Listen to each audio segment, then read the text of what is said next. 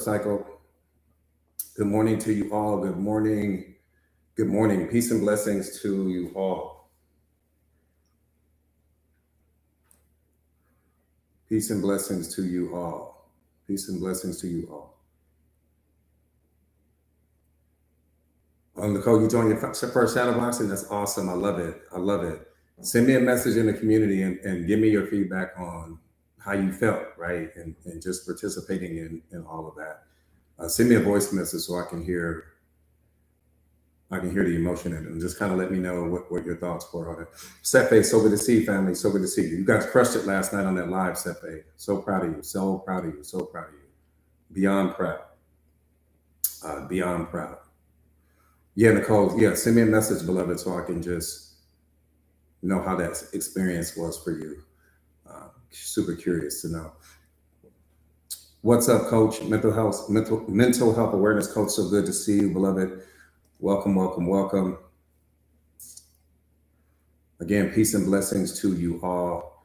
Monica's in the building. What's up, beloved? What's up, Stephanie? So good to see you. Kim's in the building. Let's go, Kim. Jessica's in the building. Let's get it. I appreciate that. I appreciate that. What's up, Kia? Got my Sandy in the building. Let's go.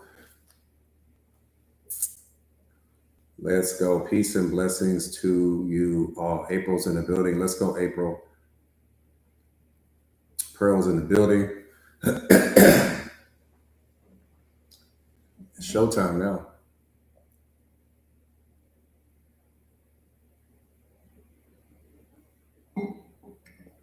It's showtime now. Peace and blessings to you all. Do me a favor real quick, you guys, before we get started. Do me a favor, share the live to your stories. What's up, Bobby? Share the live to your stories before we get started. Do me a favor and share the live to your stories.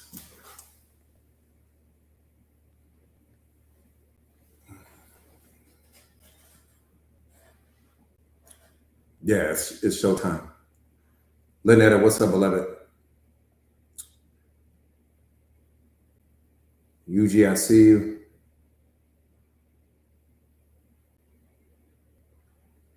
What's up, Richard? So good to see you. So good to see you guys. Again, do me a favor real quick, you guys. Share the live to your stories. Let's get the likes up so that we can get the medicine out to the world. Wet's in the building. What's up, beloved? That part right there, Jessica. We got to run the play. What's up, Sandy? So good to see you. Do me a favor. If this is your very first time on a live stream with me, type me in the comments. Type me in the chat if this is your first time on the live with me. Let me see how many first timers I got. Zakiah, I see you. Lonnie, I see you. Lanai.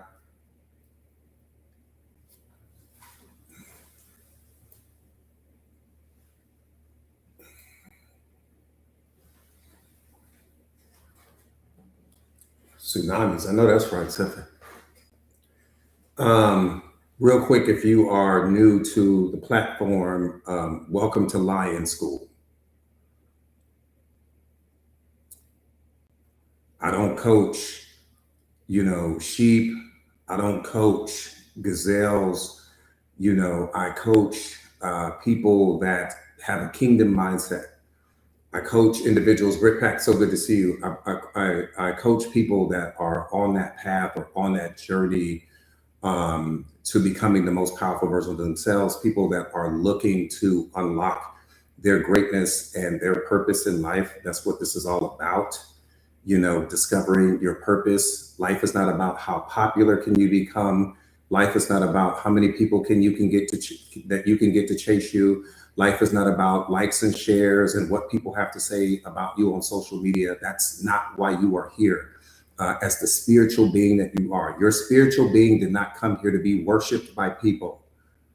Your spirit, the spiritual being in you, did not come here to seek love because it is already love. Why would it be looking for something that it's already in possession of?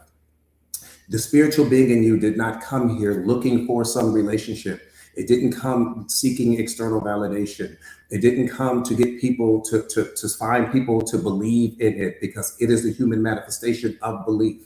And it's so important that you understand that. Most people are unhappy in life because you are out of alignment with your purpose, bottom line. Most people are unhappy in life because you haven't discovered who you are. You can be successful at many things in life, but you have not entered real success until you are in alignment with your purpose, until you are in alignment with the very thing that God created you to do specifically. And let me qualify that. There's probably 9 out of 10 people that you've achieved a lot in your life, but you still feel empty. The things in your life don't make you happy. You don't feel fulfilled, right? You may have that job title, you may have that relationship, you may have the circle of friends, you may have the kids, you may have all of those things, but you still feel like you're not fulfilled. You still feel like there's something missing, that there's something more, that there's something that maybe you haven't achieved as of yet. That's your purpose. So it doesn't matter how much worldly success you amass. That doesn't matter, because none of those things will sustain you. None of those things will fulfill you. And that's why we are always on the hunt to add some new position, some new title, some new thing. We're always looking to add things to our lives. Never realizing and understanding you don't have to add anything to you. You have to discover what's already there. If you don't discover what's already there, you'll be on the constant, we call this the hedonic treadmill. The hedonic treadmill, what does hedonic mean? It just means happiness, right? It's another word for happiness. This means that you're always on this treadmill to find something that's going to make you happy, something that's going to make you feel fulfilled. That's why you scroll all the time on social media. That's why you jump from relationship to relationship. That's why you're chasing all of these titles and positions at work. That's why you shop the way you do. That's why you're always trying to add things to yourself. But what you don't understand, that the void that you're trying to fill can never be filled from an external perspective. It can only be filled by you discovering who you are internally. And if you don't get to that place, no person will ever make you happy. No relationship will ever make you happy. No position at work will ever make you happy. No car will make you happy. No gadget will make you happy. That $1 million wedding won't make you happy. None of those things were ever designed to make you happy.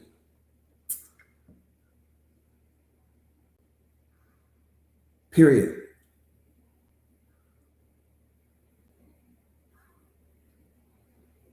It's so important for us to understand that everything that you are looking for in life can only be discovered within yourself. The moment that you go out looking for something, it's the number one indicator that something is already missing in you. When you unlock happiness in you, happiness is an inside job. It cannot be disrupted by external forces. It cannot be disrupted by external circumstances, but it also can't be added to your life from an external perspective as well. So you can chase all the people you want in life. You can chase all the validation. You can chase all of those things, but none of those things will ever make you happy.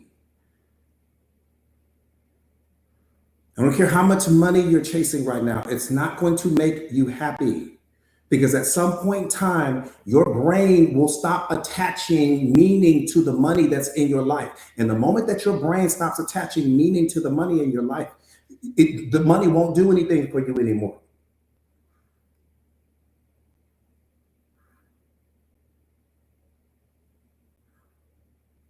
I got you, beloved. I got you. You know, and we don't understand that. The only people that are broke think that money can make them happy. Those are the only people that will ever say that. People that are not self-aware say that. So when you say, oh yeah, money make me happy, you need to stop talking in that moment, because you let the world know that you lack self-awareness. Self-aware people would never say that, because we know the truth. Only people that have nothing would say something like that, because you're speaking from your current circumstances. That's why you would say it.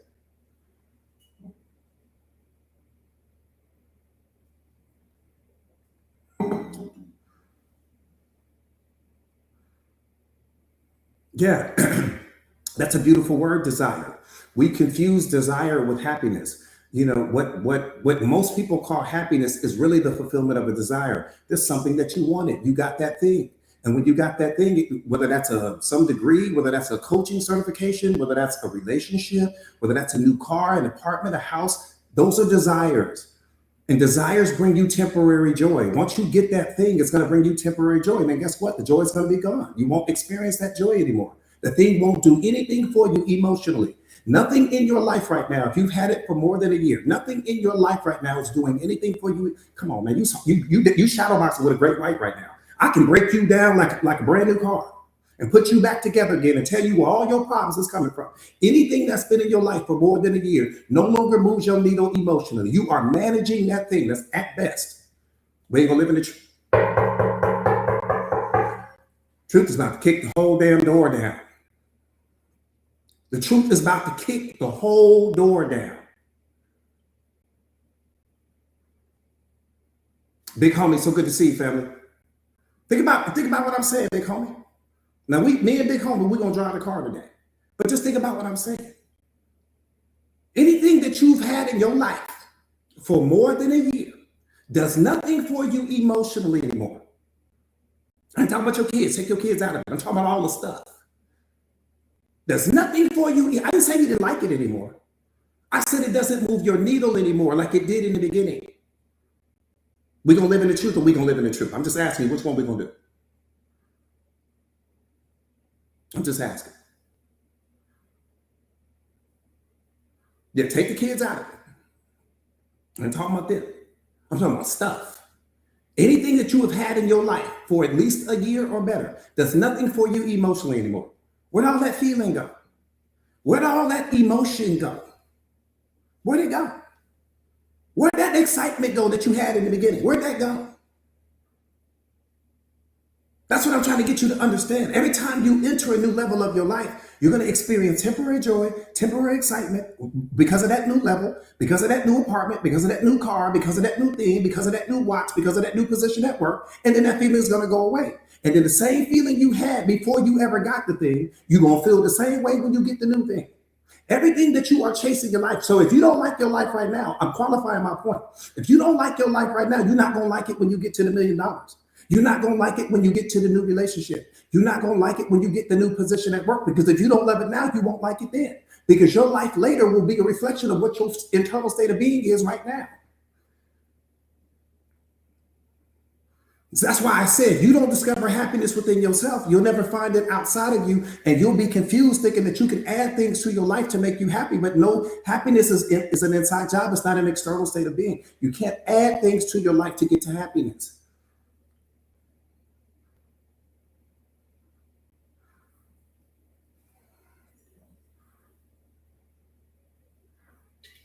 Coach, my partner doesn't make me happy anymore. They never had the power to make you happy, beloved. Coach, my job doesn't make me happy anymore. It never had the power to make you happy.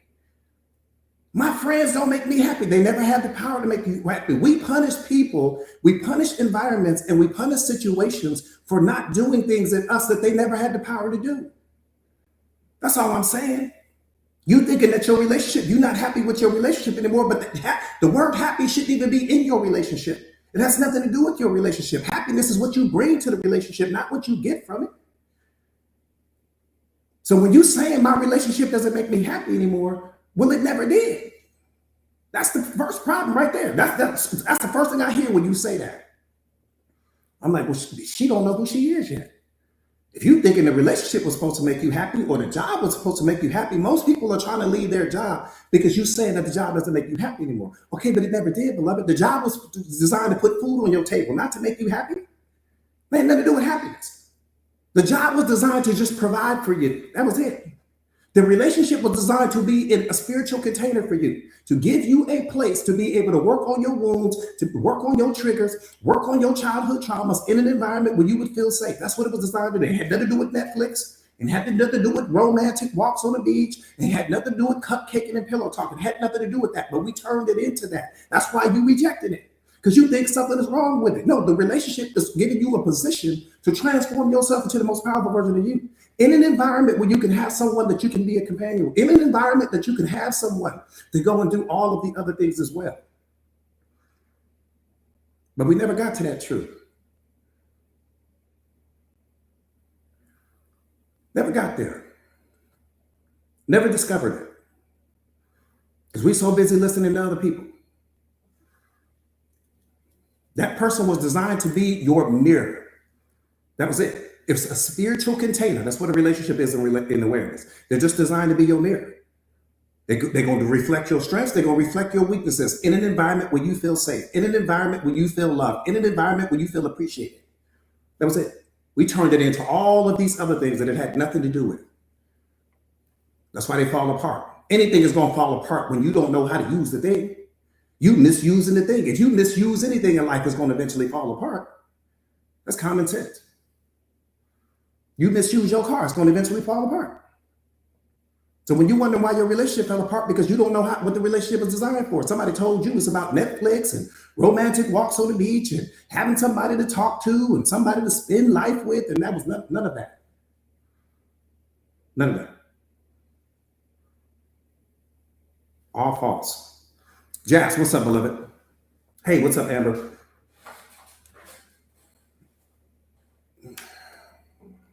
Spiritual container, that's it. You're a spiritual being. Get out of all that worldly thinking. You are a spiritual being. The relationship is a spiritual container where you and another spirit can come together and work on what your wounds are, work on where you need to heal, work on your triggers, work on your childhood trauma. That's what the relationship is designed to do. That person comes in being your person comes in being your mirror. That person can then transform into your window, and then that person can metamorphosize into your door. Mirror, window, door. That's it. We just made it about date nights and Netflix. Then we wonder why it's falling apart.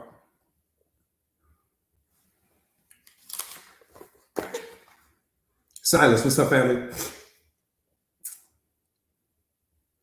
I think that's you. I think that's who that is.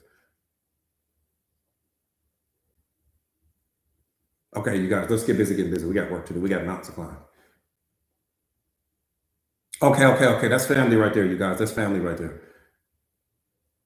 I didn't know, Silas. I was curious, but I seen the difference in the spelling. So that's the only thing that threw me off. And I deeply apologize for not acknowledging you on other live streams.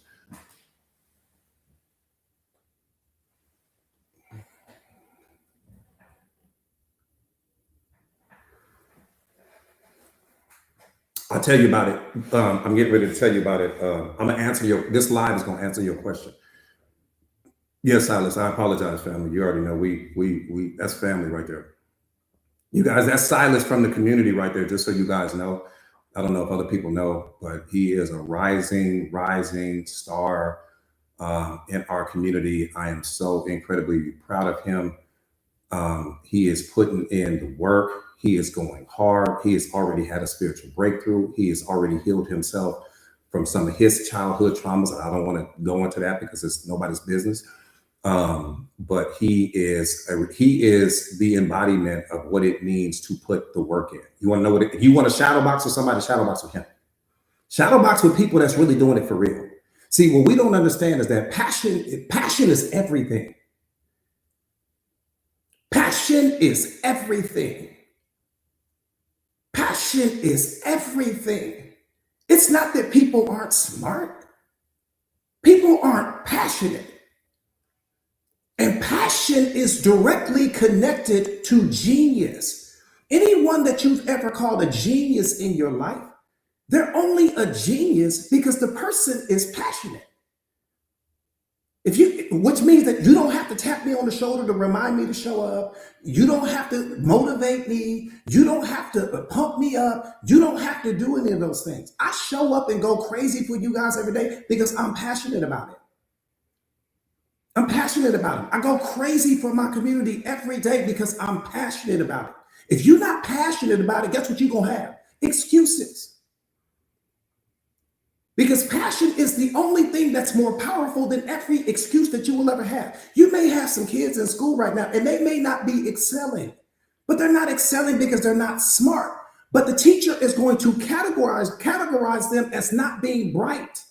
That's how she's going to look at it because she don't have self-awareness or he doesn't have self-awareness. So you're going to look at that kid as not being bright. No, the kid is not passionate. When you're not passionate about something, you don't really care about learning it.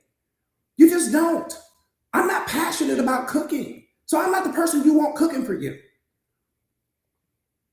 I'm not passionate when it comes to math. So I'm not the person you want to bring your math problems to.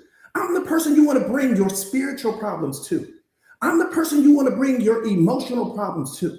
I'm the person you want to bring your mental problems to, because I will never stop until I get the answer. That is passion. Passion is directly connected to genius. So if you're not passionate about something, you're not going to be very good at it, because not that you're not bright, but as a society, we've been programmed and conditioned to label people as you're not very smart, or you're not, no, I'm just not passionate, which means I don't really care. And if I don't really care, I'm not gonna put my best effort. I'm not gonna bring my best effort, or I'm not gonna apply the best version of me. I'm not gonna go as hard as I could. I'm just not passionate about it. I'm just not passionate. So don't punish your kids or your nieces and nephews because they get in certain grades in certain disciplines at school, because they may not be passionate about it. Check their passion. Ask them that question before you judge them about that D, or before you judge them about that F. Because I used to get D's and F's, but I get straight A's in awareness. I get straight A's in self mastery. I get straight A's in emotional intelligence.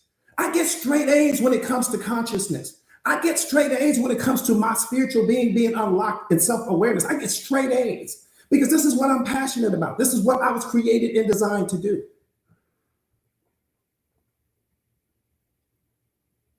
So understand that.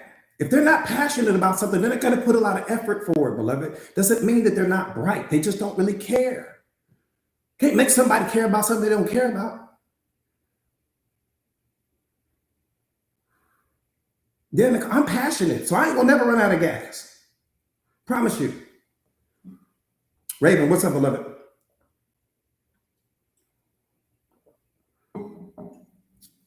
Yeah, but again, we become a society where we just like to categorize everyone. So again, if a person, going back to my original point, Silas is passionate. That's why he's experiencing what he's experiencing. If you're not passionate, you're just gonna show up lukewarm. You're gonna give some mediocre performance when you're not passionate. Right? Passion is equal to genius. Every person you have ever called a genius, you're calling them a genius because they're passionate about what they do, which means they don't mind working 16 hours a day. They don't mind. I study and grow all day long. I never get bored with it because I'm passionate about it. So for me, it brings me joy. If you're not passionate about it, it's going to bring you pain. It's going to bring you suffering. You're going to be bored with it because you're not passionate about it. And some of you guys, that's what you need to say. If there's something that you're not passionate about in life, you need to just tell that person, I'm not passionate about it, so I'm not the person you want to ask. Don't get me to do it. Find somebody that's going to be passionate about it, because they're going to give you the best performance. I don't want to eat someone's meal because they just like to cook sometimes. No, I want to eat that person's meal that's passionate about cooking, because that's going to be the best meal in the world. That person that is passionate about cooking, you're going to absolutely love it because it's cooked with love, right? To be honest with you, I didn't. Well, I'll say it this way, and then I'll get into this live. I've been a force multiplier my whole life, and some of you guys are probably force multipliers in other directions, but I've been a force multiplier my entire life. Like my entire life, I've always been the person you go get when your batteries are low. So I've already been that.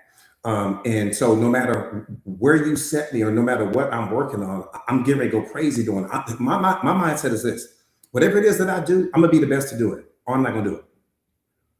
That's my attitude. Two things are getting ready to happen. I'm either getting ready to be the absolute best at this thing, or I'm not gonna do it at all.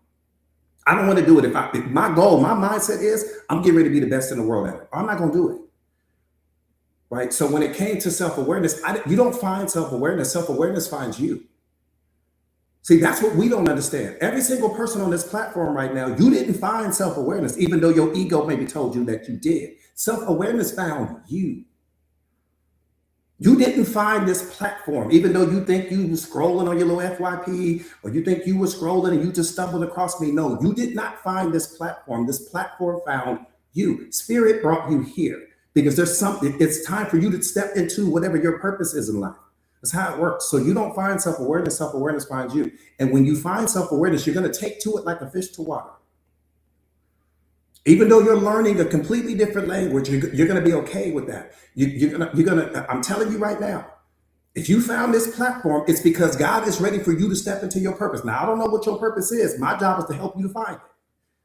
And you got the perfect person to help you to find it, because I'm going to be as passionate about you finding your purpose as you are. I might even be more passionate than you, just to be honest with you. I just might be. But I'm definitely not going to be less.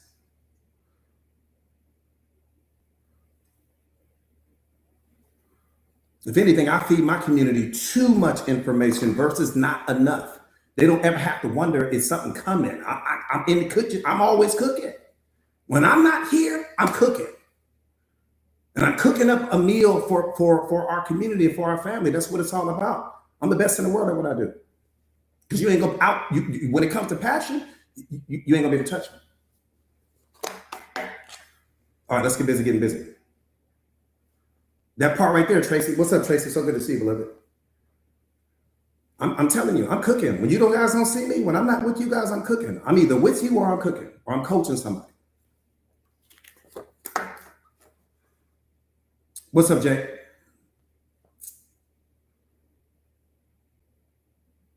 All right, let's get busy getting busy. Let's get busy getting busy, y'all. We got mountains to climb. We got some mountains to climb.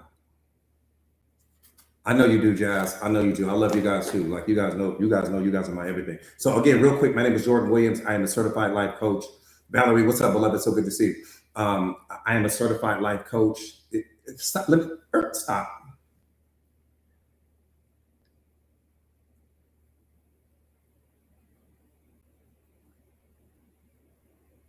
Forget about all that.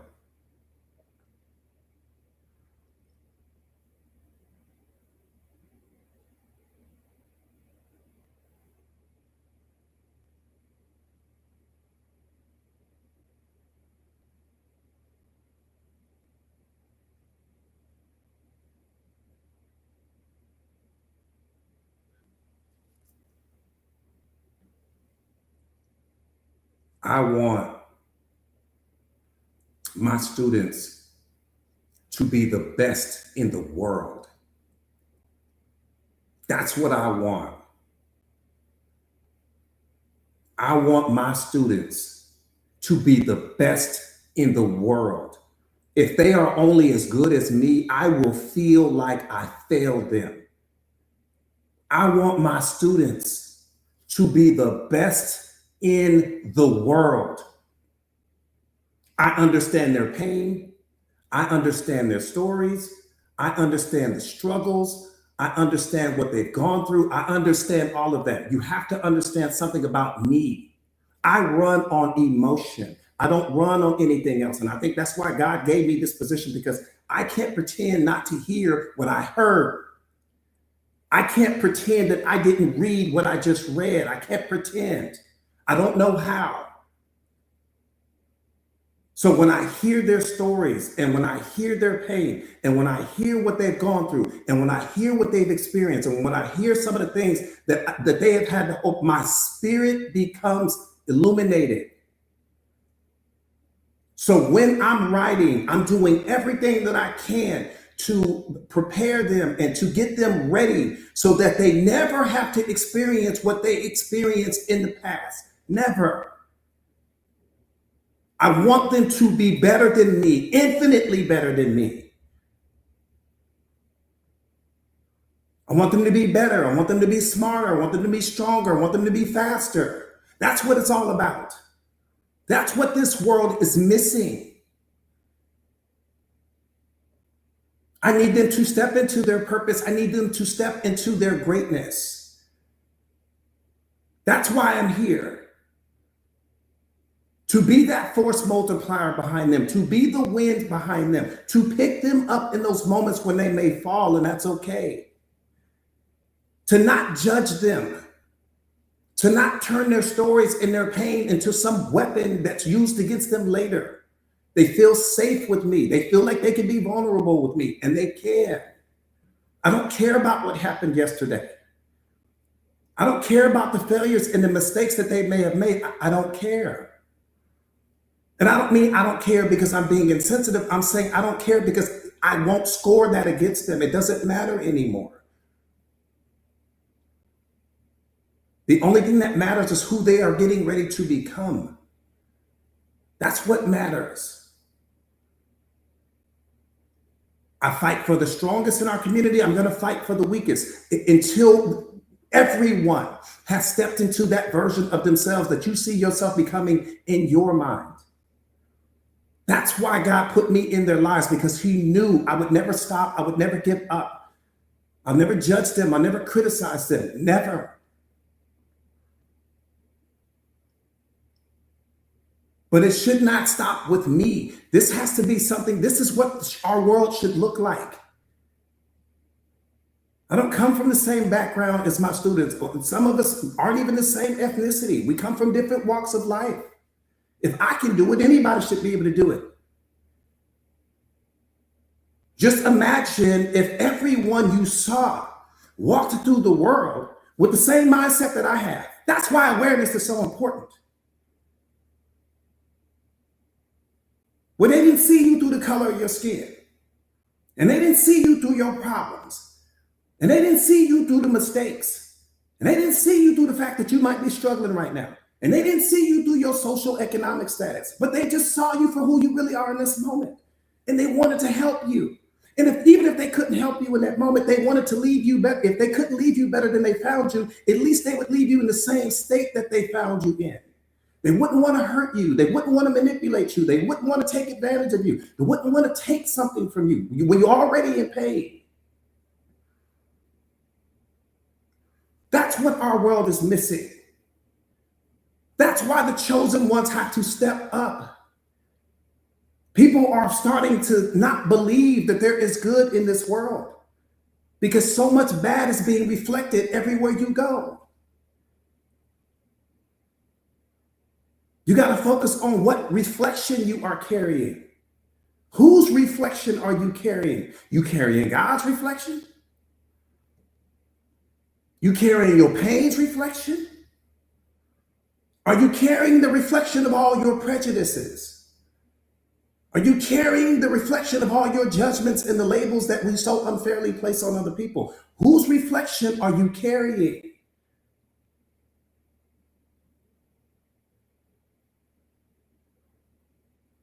Focus on being the best in the world. God created one you for a reason. Focus on transforming this you that you are into his best creation to where he can even marvel at that. Doesn't matter what everyone else is doing. Focus on transforming yourself to be the greatest thing that he has ever created, because you got home court right now. Your time to prove that to him is now. The time is not tomorrow. And the time is not 5 years ago or 10 years ago, because we can't edit that. You got home court right now. God is looking at what you do. I didn't say he's looking at the world is doing. I didn't say he's looking at what your significant other is doing. I didn't say he's looking at what your kids are doing. I said he's watching what you do.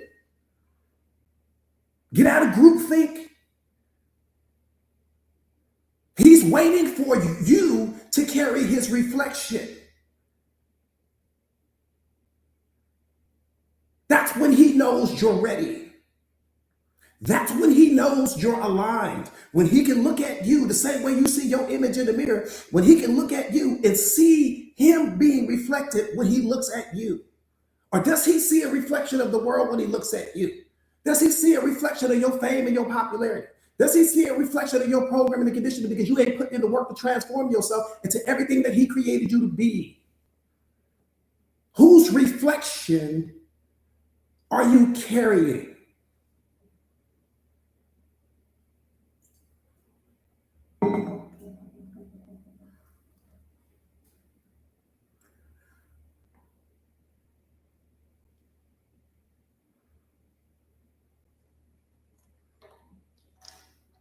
Be the best in the world. I said, be the best in the world. It's disrespectful to your greatness to not be. Be the best in the world. It's disrespectful to your greatness for you not to be. Be the best in the world. And you start that by waking up every single day. And you ask yourself this one question: who do I want to be today? What version of me do I want to present to the world today? Because if you can't master your today, you'll never master your tomorrow. And if you can't master your tomorrow, you'll never master your next week. You got to stop thinking like that. Stop living your life in terms of weeks, months, and years. Wake up every single day with that mindset. Before you grab your phone, before you reach for your boo, before you hug the kids, ask yourself that question. Who do I want to be today? And then sit with that. Sit with that. And whatever that thought is that you have, whether you're going to show up as the strongest version of you, the most kind version of you, the most loving version of you, the most generous version of you, the most compassionate version of you, the most understanding version of you, whatever version of you decide you want to be today, be that. And say no to anything that takes you out of alignment with that. That's how I wake up every single day. So you can't hit a target if you don't have one. Most of you guys, you are allowing the day to control you versus you controlling the day. That's the problem. You just going through life and you dealing with life based upon what the day brings to you. No, you got to focus on who you want to become. So it's first thing in the morning. We don't live our life by the week. We live our life by the day. So if we live our life by the day, why are you thinking about the weeks? And why would you be thinking about yesterday if you haven't mastered your today? Why would you be thinking about tomorrow if you don't have your day mastered? So when you wake up in the morning, the first question you got to ask yourself is, who do I want to become today? I'm showing up as the most fearless version of you. That means every thought's got to be in alignment with that. Every belief has to be in alignment with that. Every action has to be in alignment with that. I got to be the most disciplined version of me. I'm not showing up small. I'm not turning down the volume on my voice. Why? Because your voice is your power. Your voice is the messenger for your heart. Your voice is the messenger for your feelings. Your voice is the messenger for your spirit. I wish I would turn the volume down on my voice. I wish I would. Because when I turn the volume down on my voice, I'm also silencing God's voice at the same time because he speaks through me. You got people in a whole full-blown relationship right now. You didn't turn the volume down on your voice and amplify the volume in the person's voice that shouldn't even be talking to you. Especially if they're criticizing you, or if they're disrespecting you, or if they're verbally abusing you.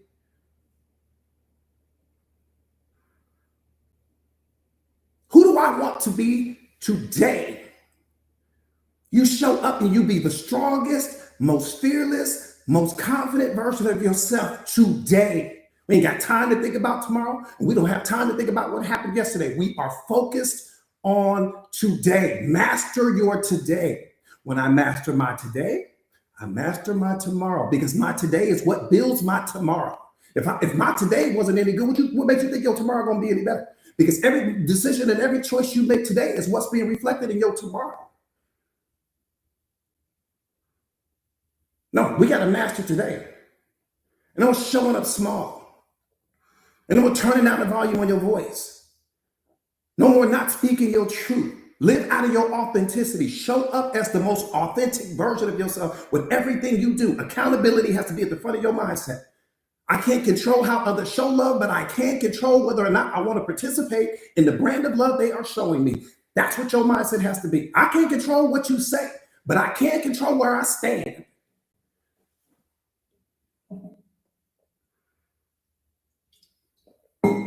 That part I control. Now, I can't control what comes out of your mouth, but I can control where I stand. I bet you I won't be standing here when you say the next thing. I bet you that. I bet you that. I can't control how you show love. I'll give you that. But I'm 100% in control of whether or not I want to participate in the brand of love. That part I control. That part I control. So if you stand in some situation, you talking about this person doesn't love me the way I want to be loved, but you stand there, what you're signaling to the world is that this is what I believe I deserve. That's all you saying.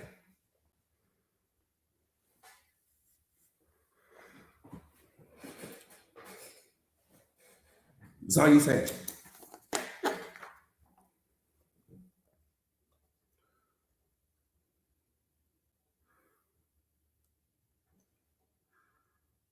See, we talk about settling for less, but really what you're settling for is what you believe you deserve. That's what we do. We settle for what we believe we deserve. That's what we settle for. What we believe we deserve. Because if you truly believe you deserve better, you would never settle for what you get.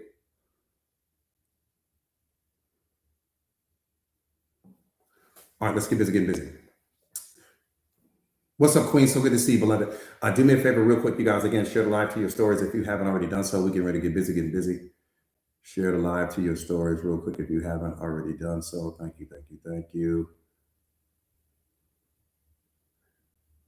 Thank you, thank you, thank you, thank you, thank you. Let's go. Let's get the lights up, you guys, so that we can get the medicine out. And share the live to your stories if you haven't already done so. Let's go.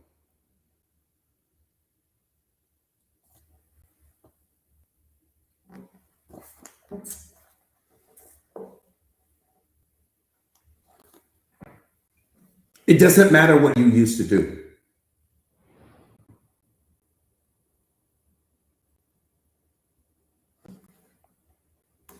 It doesn't matter. It doesn't matter what you used to do. Let it go. It doesn't matter how you used to act. Let it go. It doesn't matter what you used to have. Let it go. It doesn't matter who you used to be. Let it go. You have to wake up each new day with a mindset, wanting better, loving harder, and getting locked in on becoming the person that you want to be. That's the only thing that matters. How do I do that, coach? How do I do that? How do I do that? One skill you have to master. There's only one skill that you have to master. Testimony, I appreciate that, beloved. There's only one skill that you have to master. We call it death in awareness. I can make the argument, I can make a strong case that it's one of the most powerful skills, if not the most powerful skill that you can develop. It's right up there with radical acceptance. It's right up there with impermanence. It's high up there. But here we go. I think it's the most important skill with respect to what's up, Nate. So good to see you, beloved. Rocco, so good to see you, my brother. Death and awareness simply means to shed and get rid of. It doesn't mean what your program and conditioning version of what death is. Death and awareness means to shed or get rid of. That's it. You need to write that down if you don't already have it. Death and awareness simply means to shed or get rid of. That's it. Don't give it any other definition than that. Okay? Dying to yesterday's problems and mistakes. Do that now. Dying to yesterday's problems and mistakes. Dying to yesterday's version of you. Dying to the past. You have to die daily because some of you guys are suffering because you keep bringing the past with you. You keep bringing your pain with you. You keep bringing the suffering with you. You're bringing it with you. Some of you guys are suffering because you keep carrying all of your problems.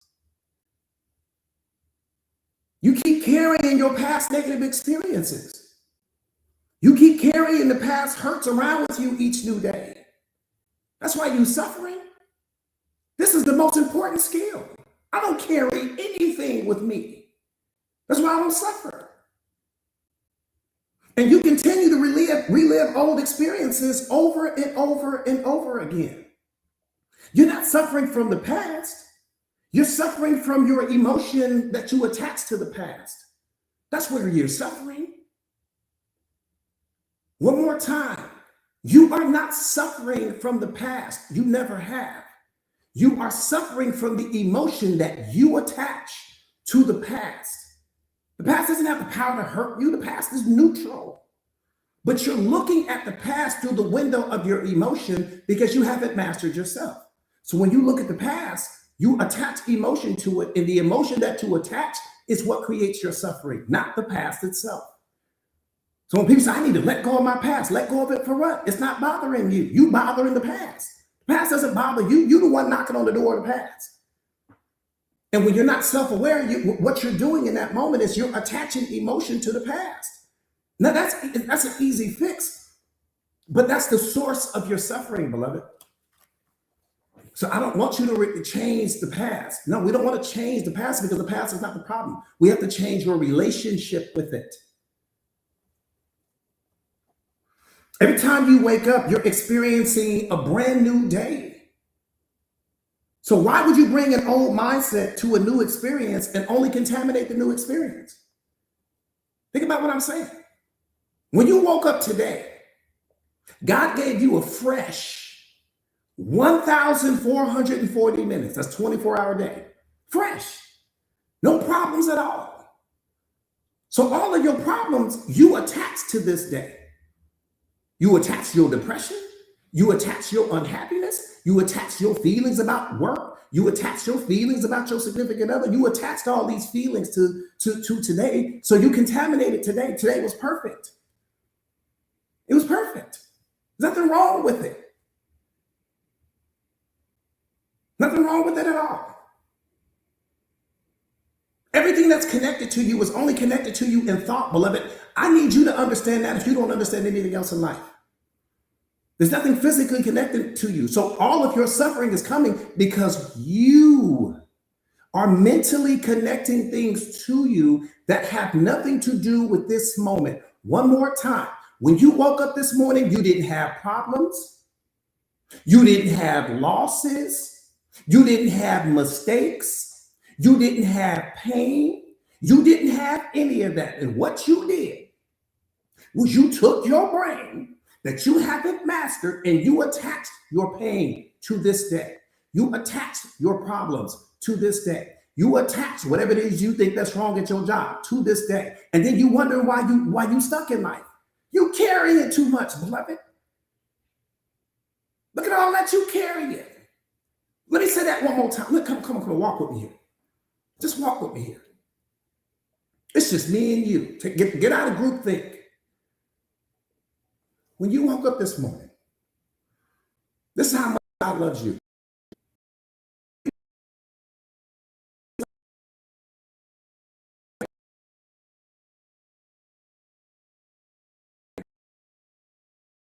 Fear, you didn't have anything. You woke up with a fresh 1,440 minutes, same thing I did. So everything was blank. But through thought, through your thought, through thinking, you attach your past to today, even though they're not connected. You attach your suffering to today, even though they're not connected. You attach yesterday's problems and mistakes to today, even though they're not connected. You attach whatever it is you think your significant other is giving you or not giving you. You connected that. You attach whatever your feelings are about the job to today. I just need you to see what you're doing to yourself. That's all I'm saying. I just need you to understand what you're doing to yourself. You don't need a therapist. You need mindset mastery. Because you are not a problem to be solved. You are a spiritual being that needs to be understood. When you don't understand things, it's always going to be a problem. Not because you're not smart, because you lack understanding. So you don't need a therapist. You're not a math problem. You don't need to be solved. You need to be understood. And understanding brings clarity. Clarity brings peace. Peace brings happiness. You see how that goes?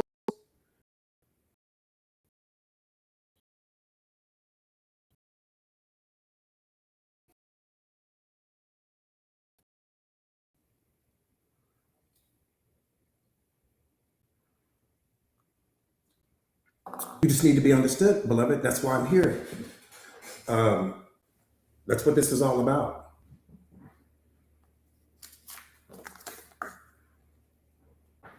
JG, I see you, family. So one more time, going back to my original point, death and awareness, bad boy. Death and awareness, bad boy. Whoo! You can't touch it. You can't touch me. You can't get me to think. If I can't edit it, if I can't alter it, if I can't change the situation, I'm not entertaining it. That's where I need your mindset. Now, if we can edit your past, let's think about it. If we can edit what went wrong, let's think about it. If we can edit what that negative criticism that person made, then let's talk about it all day long. But if we can't edit it, we can't change it, we can't alter it, it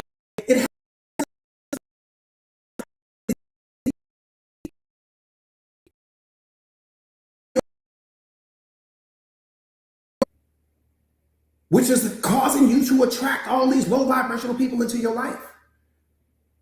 That's where the toxic relationships come from. Because when your frequency is low, you attract people into your life that are operating on the same frequency as you. Period.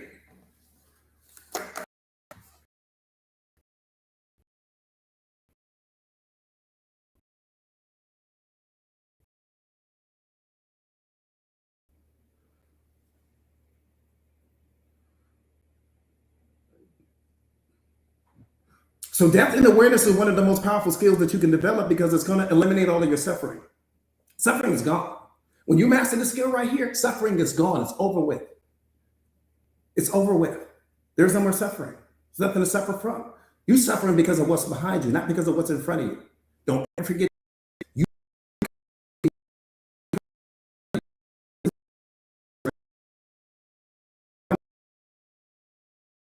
what you can no longer edit from what you can no longer change. Don't ever forget that. So, because again, how can I master what I don't understand? We'll get to the anxiety part later. Okay, we'll focus on that later. But let's focus on eliminating the suffering. Just that alone is going to change your whole life. So one more time, depth and awareness is one of the most powerful skills that you can develop because it's going to eliminate all of your suffering. You have to die to yesterday.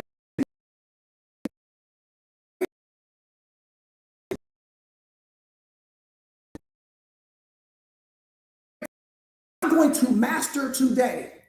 I'm going to extract as much value as I can from today. I might win today. I might lose today. I might fall today. I might stumble today. I might have many victories today. It doesn't matter. But whatever I get from today, once I wake up tomorrow, this is over with. This is over with. I'm not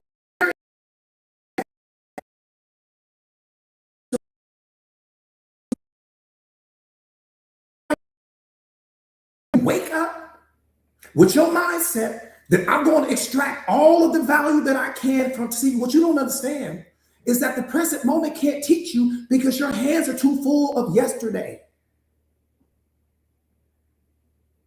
How can you learn something new when you're hanging on to something old? How can God teach you anything new when you keep hanging on to who you used to be? What you have to understand is that every present moment unlocks a different version of you. You think about yourself like a book. Think about yourself like a book. Like you're a book that has infinite pages, and every day represents a single page. So today's page is being written, but yesterday's page is over with. Yesterday's page is dry. The ink is already dry. We can't do that about that. You got to focus on what you're writing on today's page. I can't think about tomorrow's page because I'm still in the process of writing in 2 days. That's how you got to look at your life. Today's page is being written. Now, in the end, when it's all said and done, the book will be complete. But guess what? The book's not complete. So you don't judge your life based upon the past chapters. Now, the best part of the book is always toward the end because that's when the hero gets unlocked. You are in what's known as the hero's journey. You are supposed to have the struggle in the beginning. The book wouldn't be any good if you came out being the hero in the beginning. Nobody would want to read it.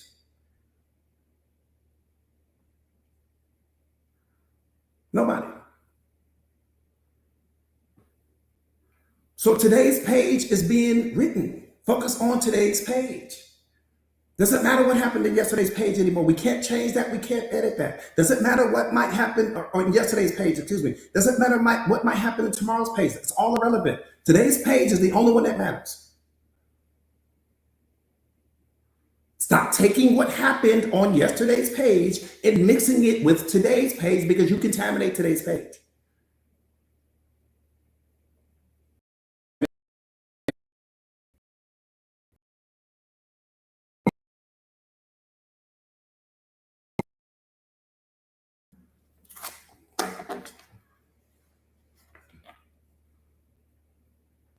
So one more time, depth and awareness is the most powerful skill that you can develop. One more time, what does depth and awareness mean? To shed and get rid of. Think about a snake. When a snake sheds its skin, now a snake might shed its skin 2 or 3 times a year.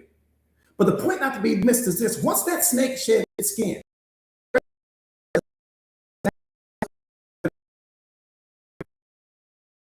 yesterday, get back into who we used to be, and get back into the body we used to have, and get back into this and get back into that. We're obsessing about some past relationship. We're the only creatures that do that. Once that snake sheds its skin, it has no desire to ever return back to that skin, because that skin represents what's old. You got to look at your life the same way. The only difference between us and the snake is that we shed our skins daily. The snake only sheds its skin 2 or 3 times a year. So you have to shed your skin daily. You can't keep trying to get back into yesterday's skins. That's over with. That's over with. That child knows you're going to be today. So if you don't like something that happened yesterday, okay, double down today. Make up for that today. And I don't mean punish yourself. I don't mean get down on yourself, because you're the creator. So you don't ever punish you. You are the creator of your life. You're not the creator of all life, but you're the creator of yours. So we don't have time to punish. So you look at what, okay, I didn't go as hard as I should have at the gym. I'm doubling down today. I didn't spend as much time with my kids as I wanted to. I'm doubling down today. I didn't study as much as I wanted to. I'm down to the place of strength, all from a place of power. We don't have time for that weak energy. We don't have time for you to get down on yourself. We don't have time for you to verbally abuse yourself and your self-talk. We don't have time for any of that, because you are the person responsible for taking your life to the next level. So the most powerful conversation you should ever have in life is not the one with your boss.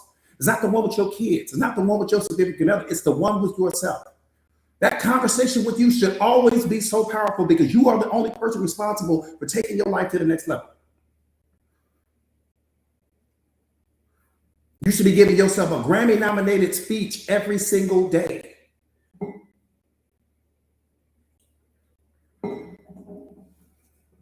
Who else is more worthy of that than you? Just let me know what the name of that person is. Who else is more worthy of that than you?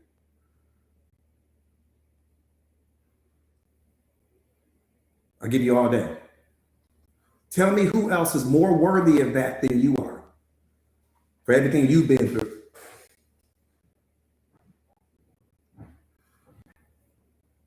You got to show up for yourself daily. That's the problem. We're so busy showing up for other people. We show up more for other people. We know more about other people than we know about ourselves. We show up more for other people than we show up for ourselves. And that doesn't make sense. You got to reverse that. I want to hear about no humility. That's not humility. That's self-sabotage.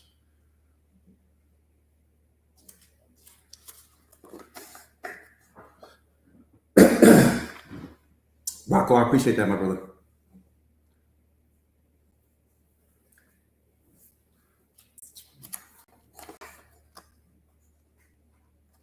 Charcel, I see you. I see you, beloved. Yeah, boom. Let's get busy.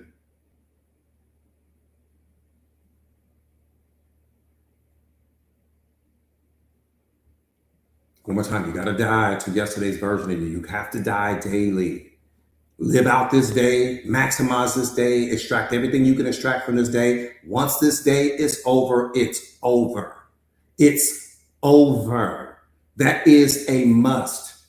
You want to continue to suffer?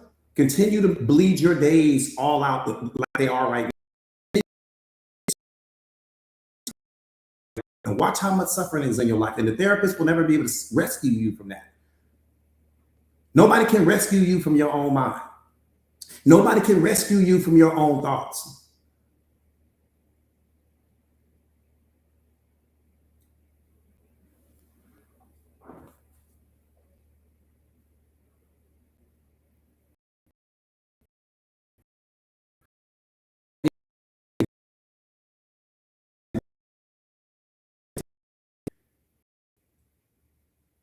Why empty-handed? Because you're never going to run out of problems. So if you keep showing up to the present moment with all your past problems and your past pain and the past mistakes and the past failures, well, guess what? You're never going to run out of that. Which means you're never going to become the most powerful version of yourself, which means you're always going to suffer.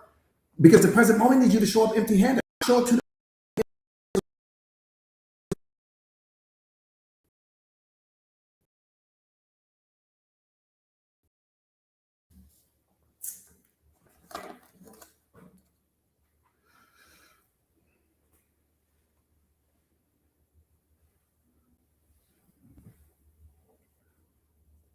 the wounds that you carry don't belong to the current version of you. I want you to just sit with that for a second.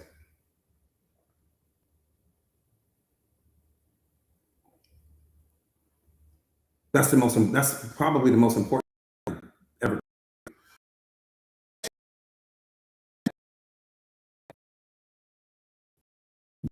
Belong to the current version of you at all. I didn't say kinda. I didn't say maybe. I didn't say it's partly.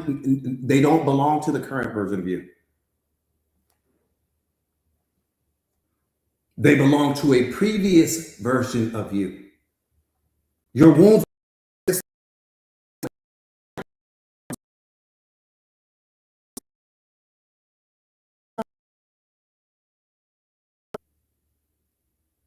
Your wounds do not. The current version of you do not own your wounds. The previous version of you experienced that, but you're not that version of you anymore. You can't go back to being who you were when you were 16. You can't go back to being who you were when you were 21. You can't go back to being who you were when you were married. Those wounds belong to a previous version of you. But when you don't have mastery over your mindset, you'll continue to attach the wounds from a previous version of you to the current version of you. And that's where your suffering is coming from. The current version of you is like, I can't win for you because you always have me carrying something. Every new moment represents a new version of you. But because you don't have mastery over your mind, you show up to the present moment, not with your hands empty. You show up to the present moment with your hands filled. And then you hand all of that to the current version of you. So the current version of you is carrying problems that it didn't even have anything to do with. The current version of you was looking at you like, damn, I wasn't there when the divorce happened. I wasn't there when the verbal abuse happens. My job is to get you to the next level. I can't get you to the next level because you got me watching a movie that we've already seen a million times. So how can I go and help you create this powerful life when we keep watching the old movie?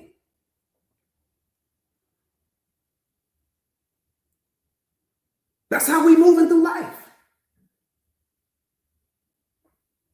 Yesterday's version of you is responsible for handing the current version of you the baton so that the current version of you can take that baton and take off running with it. But you handed that current version of you the baton, but the baton is filled with pain. The baton is filled with suffering. The baton is filled with childhood trauma. So the current version can't win the race because the baton is too heavy. It's too heavy. The common win the race. Think about the Olympics, right? You at the start gate. Today represents the start gate. So you on the starting line. It's 3 people to your right and 3 people to your left. You get ready to run. You at the Olympics. You done trained for 4 years to make it to the Olympics. You running a relay race. The future version of you is up ahead. Now, the current version of you is getting ready to go through some things. But when that future version of you, which is 50 yards down the track, you take off running. But you got all these problems going on. So when you go to hand that baton to that future version of you, the future version of you was like, man, it took you 5 years to get here. The race been over with. What you want me to do?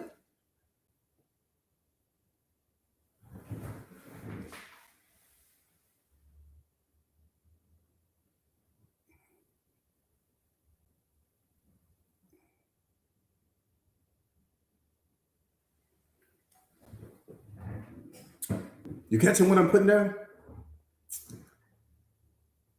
Yeah. So the future version of you is looking like I can't do anything with this. The race is already over with because we're living life backward. We're not living life forward. We're so focused on what happened in all of our yesterday. We're so focused on what's behind us. We're so focused on who we used to be. We're so focused on what didn't go right in all of our yesterday. I can't win the race. Ain't nothing I can do. What you want me to do?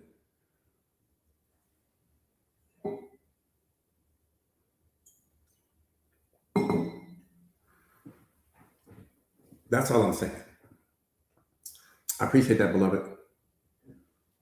I appreciate that. I'm just trying to get you to understand how we move, and we can't move that way and win the race at the same time.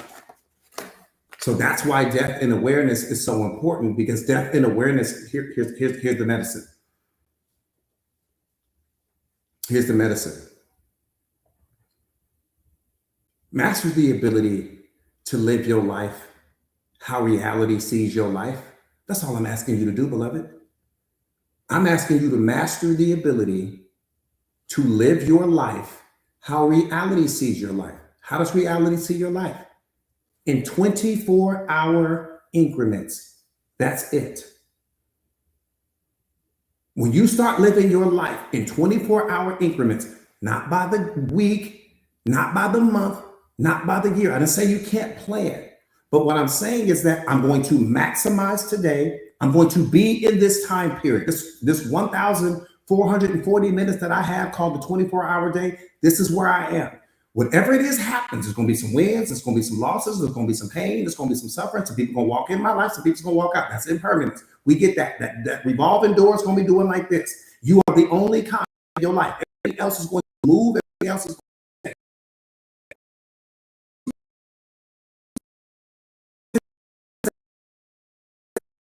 And I'm off into tomorrow now.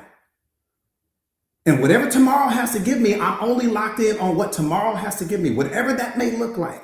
But I'm not focusing on my tomorrow while I'm here, because now my mind is split. I'm not focused on yesterday while I'm here, because now my mind is split. I'm maximizing the value out of today. When you align your life the way that reality sees your life, then you are in alignment. That's what death and awareness is going to do. It's going to put you in alignment with reality, because we're not. Sometimes we in the present moment, we're all over the place, right? Does that make sense? Everybody pick that up?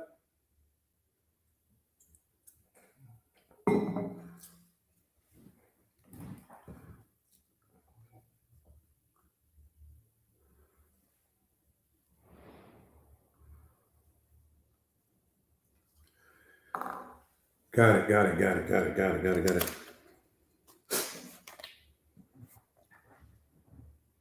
So one more time, the wounds that you carry do not belong to the current version of you. They belong to a previous version of you.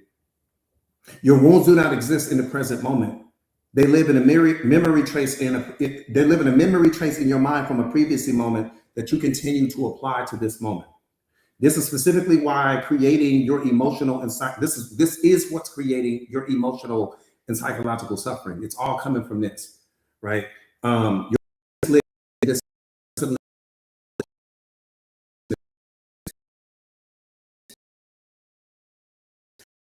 In this moment, you can't experience love in the future. You can't experience love in the past. Try them both. Try to experience happiness in the future.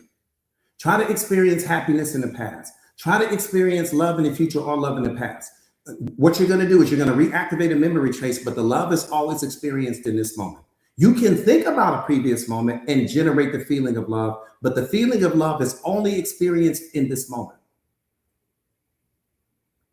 Joy cannot be experienced in the future. It can't be experienced in the past. Abundance can't be experienced in the future. It can't be experienced in the past. You can only fear can't be experienced in the future or in the past. Anxiety can't be experienced in the future or experienced in the past. You can only experience them in this moment. Which begs the question, why would you ever want to be in any other moment but this one, when all of the best feelings and emotions in the world you can only experience in this moment? The only thing you can experience in the past is suffering. The only thing you can experience in the future is suffering. That's all you can experience.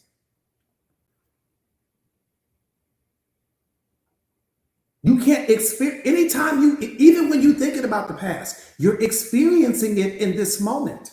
Yeah, you thinking about it from some previous experience, but you're experiencing it in this moment. Yeah, you're thinking about the future, but the anxiety is being experienced in this moment. Yeah, you're thinking about something that's making you afraid, but the fear is being experienced in this moment. Why? Because there are no other moments. There are no other moments. That's why you experience everything in this one. You're thinking about something that you don't want to happen in the future, but the suffering happens in this moment. It will always happen in this moment because there is no moment outside of this one. That's the qualifier.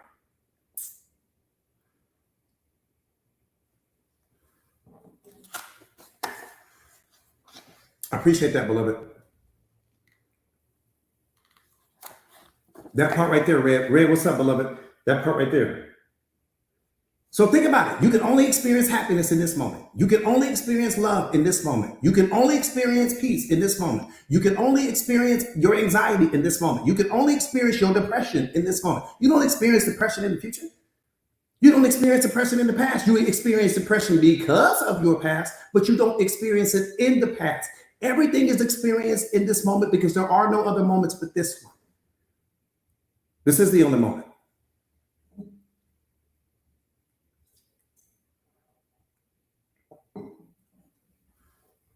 I'm going to tell you something more mind-blowing than that. Do you know why? You got to know the why first. Before you can master the how, you got to know the why. Do you know why?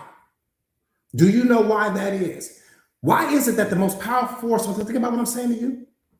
Why is it that the most powerful force in human history, love, why is it that it can only be experienced now? Why is happiness? It can only be experienced now. Fear can only be experienced now. I don't know too many things that dominate a person's mindset more than fear. Anxiety can only be experienced now. Depression can only be experienced. Well, why is that? You ain't never stopped to ask yourself that?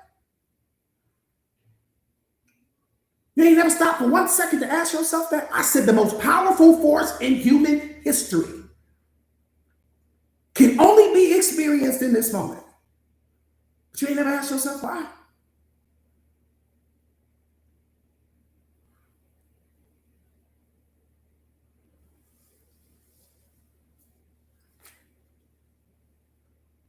Because you are the moment.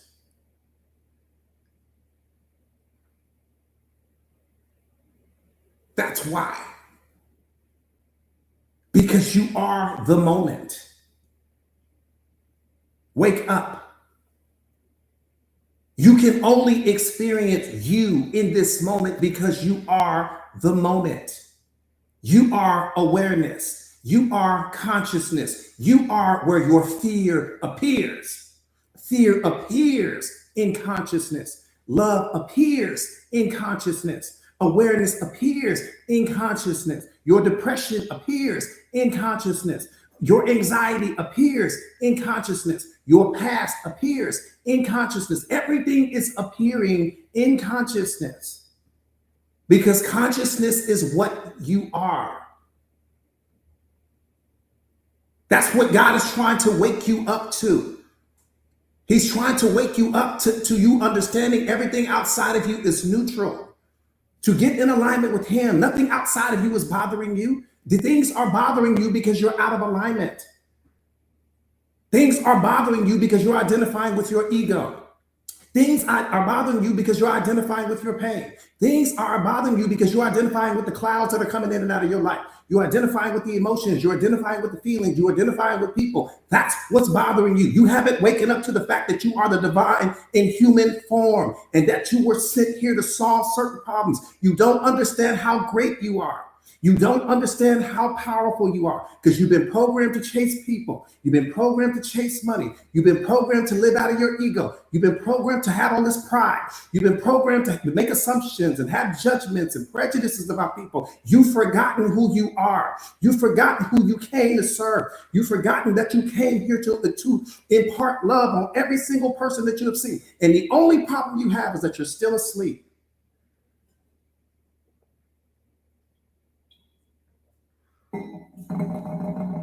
You don't understand, you the whole damn sky. You're identifying with the clouds in the sky, with your problems and with your pain, and with your suffering, and with who stopped loving you. And this person didn't see you. This person didn't validate me. This person didn't choose me. You have taken this consciousness that you are, which is spread all the way out throughout the universe. And you shrink it down into this tiny little body that you call a human being. For as great as you are, for as vast as you are, you've taken all of your power and you've shrunk that down into this tiny little physical body that you call a human being.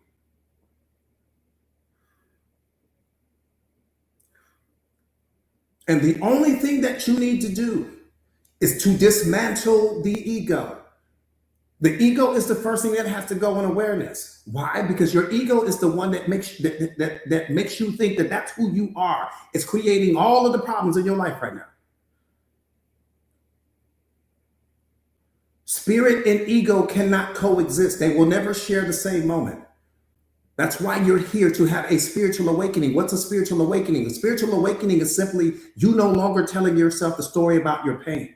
You no longer telling yourself the story about your childhood trauma. You no longer identifying with your ego. You no longer identifying with the programming and conditioning. You no longer identify with who your parents are. You no longer identifying with what you think somebody didn't do for you. You're no longer telling yourself the story that you're broken. You're no longer telling yourself the story that you need to be fixed. You're not telling yourself the stories anymore. These are all stories. They're not reality, but they're stories that you're replaying in your mind, and so they are reality. That's what a spiritual awakening is. You're waking up to who you really are. You're not waking up to what the world is. You don't need more of that. You're waking up to who you are. And then you're waking up to what you came here to do. But your ego is blocking you from all of that. The enemy in your life is ego. That's the enemy, not the people on social media, not that person that's in your DMs right now hating on your pictures, not the people at your job. The biggest threat to you right now is your own ego. It has you disconnected from your divinity. It has you disconnected from your essence. It has you disconnected from unconditional love. It has you disconnected from society. It has you making you think you're different than everybody else. It has you disconnected. It won't allow you to see other people as an extension or an expression of the same thing that you carry. It won't allow you to see that. So it's keeping you blind.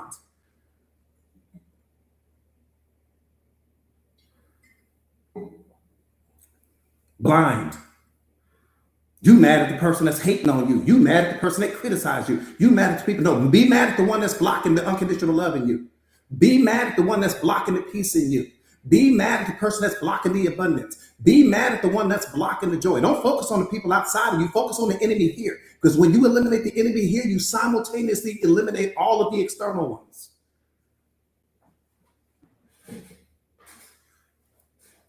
Your ego judges.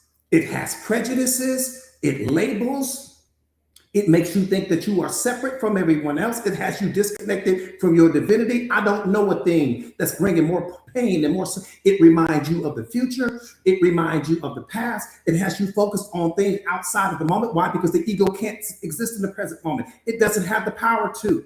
Why can't the ego exist in the present moment? Because the present moment is where God is. That's why the ego can't be here. The only thing that can be in this moment is love. The only thing that can be in this moment is peace. The only thing that can be in this moment is happiness. The only thing that can be in this moment is abundance. The only thing that can be in this moment is joy. Fear can't be here. Your anxiety can't be here. Depression can't be here. None of those things can be in this moment. Nothing can be where God is that's not reflective of Him. Look at your life.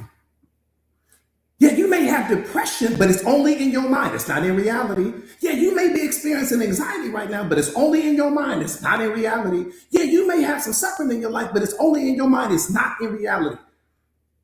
That's what God is trying to wake you up to. Get in alignment with me. I am the moment. You are the moment because you're an extension of Him. You don't need to be in the present moment. You need to understand that you are the present moment. You got to wake up.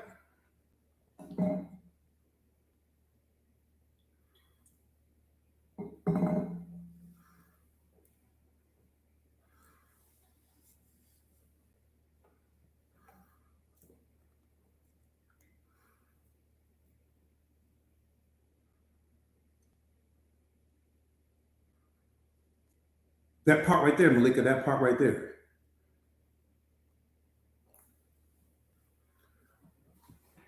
But I'll say this. I'll say this.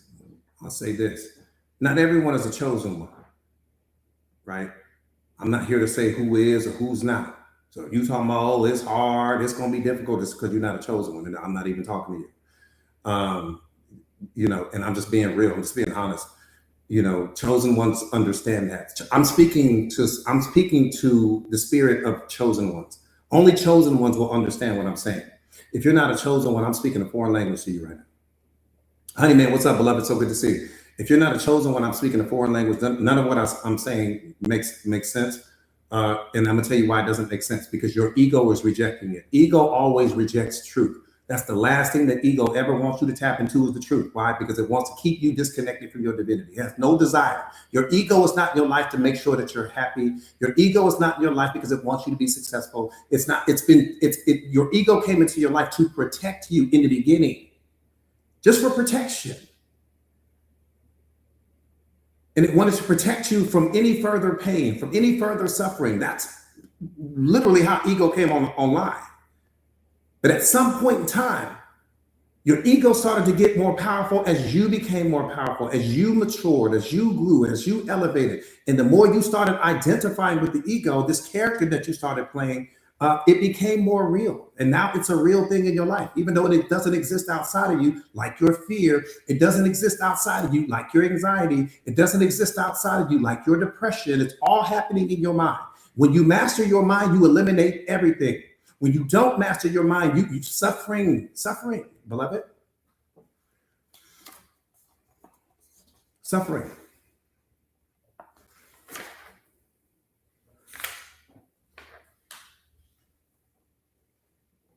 That's the most important thing that you can do, is to master your mind. Nothing is more important than that. I don't care how many people you chasing in life. I don't care how many relationships you jump in and out of. Nothing is more important than you mastering your mind, because you're taking this everywhere you go.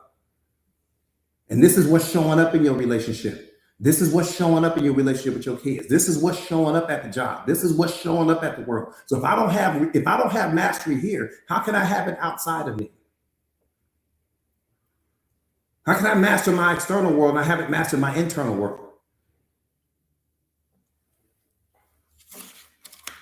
All right, let's get busy, Do me a favor real quick, you guys, and share the live to your stories if you haven't already done so.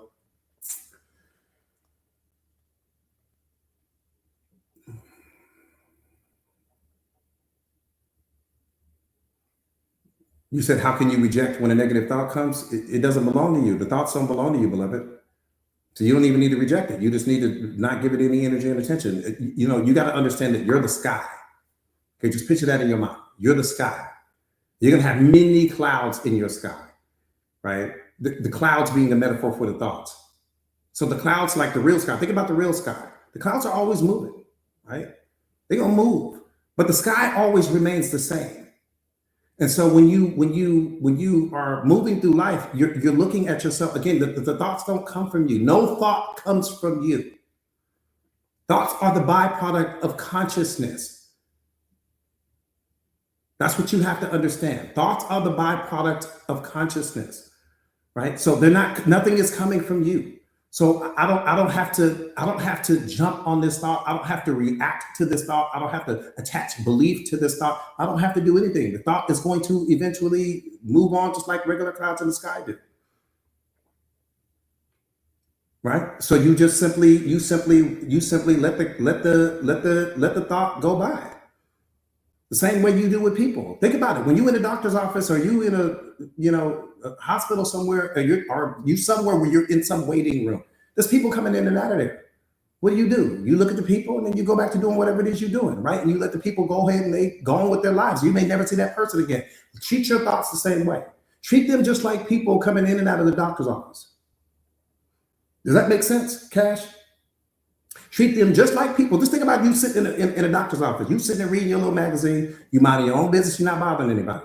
People are coming in and out. Some people may catch your attention, and some people may not. You look at the person. You might wave. You might not, and then you let that person move on. Treat your thoughts the same way. That's how I look at my thoughts. Now, there may be somebody that comes into that doctor's office that's really interesting that you want to have a conversation with. That being a thought that serves you. That's being a thought that's in alignment with where you're going. Now I'm getting ready to jump on that thought. Now I'll go and create the physical manifestation of that thought. But I'm not getting ready to jump on a thought that doesn't serve me. I'm not getting ready to jump on a thought because, again, the thought is neutral. What hurts you is the meaning that you attach to the thought.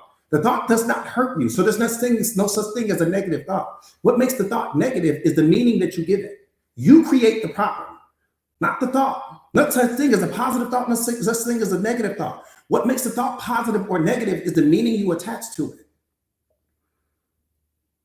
Does that make sense? The same way that you don't have positive or negative feelings. You just have feelings. The meaning you attach to them is what makes them positive or negative. Does that make sense? Again, do me a favor. That part right there, Spark Dre. Okay, Cash. But yeah, what I want you guys to remember, like I said again, is you don't have positive thoughts. You don't have negative thoughts. You just have thoughts. What did I say 4 or 5 lives ago? Remember, 4 or 5 lives ago, I said the problem is that we've been given 4 filters to look at reality through: good or bad, right or wrong, right? Happy, sad, right? You 6. So we have these filters that you're looking at. You got this vast reality, but we have these tiny little filters that we're looking at reality through. So here comes this thought. You either label the thought as good or you label the thought as bad. But that's, you labeled it. The thought didn't label itself because the thought didn't have the power to label itself. You labeled the thought as bad. Not because it's bad, but because your experiences and your programming and conditioning told you that it's bad. So the power is in you, not in the thought. The thought is neutral, right? All right, let's turn up. That part right there, your ego is the one judging the thought. And your ego is judging the thought based upon your history, based upon your previous experiences, based upon your previous pain, based upon different versions of yourself that you've been. Your ego is the one labeling that as good or bad. A great example of that is, I may get a flat tire. I may label that flat tire as a problem. I may label that flat tire as being something that's bad. But somebody who's a master mechanic is going to look at that problem, that flat tire, as just being an inconvenience. Why did I label it as a problem? They labeled it as an inconvenience, which is going to have 2 completely different emotional experiences. But that's how we move through life. What you call bad, someone else may call good, right? So that's why I'm saying it's all PTG. Everything in life is PTG. It's post-traumatic growth. You need the problems in your life the same way that you need all of the negative thoughts, because what that negative thought is doing is it's teaching you where you're not free. It's teaching you where you're not awakened. It's teaching you where you are still a slave. And when I say a slave, I'm not meaning slave in society's definition. I mean that in the colloquial sense of the word. Slave meaning where you don't have freedom because you're still giving things. Let me say it this way.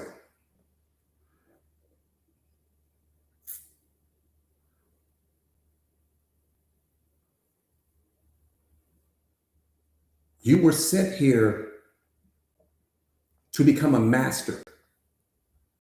That's why you're here. You are here to become a master. Period. What does that mean?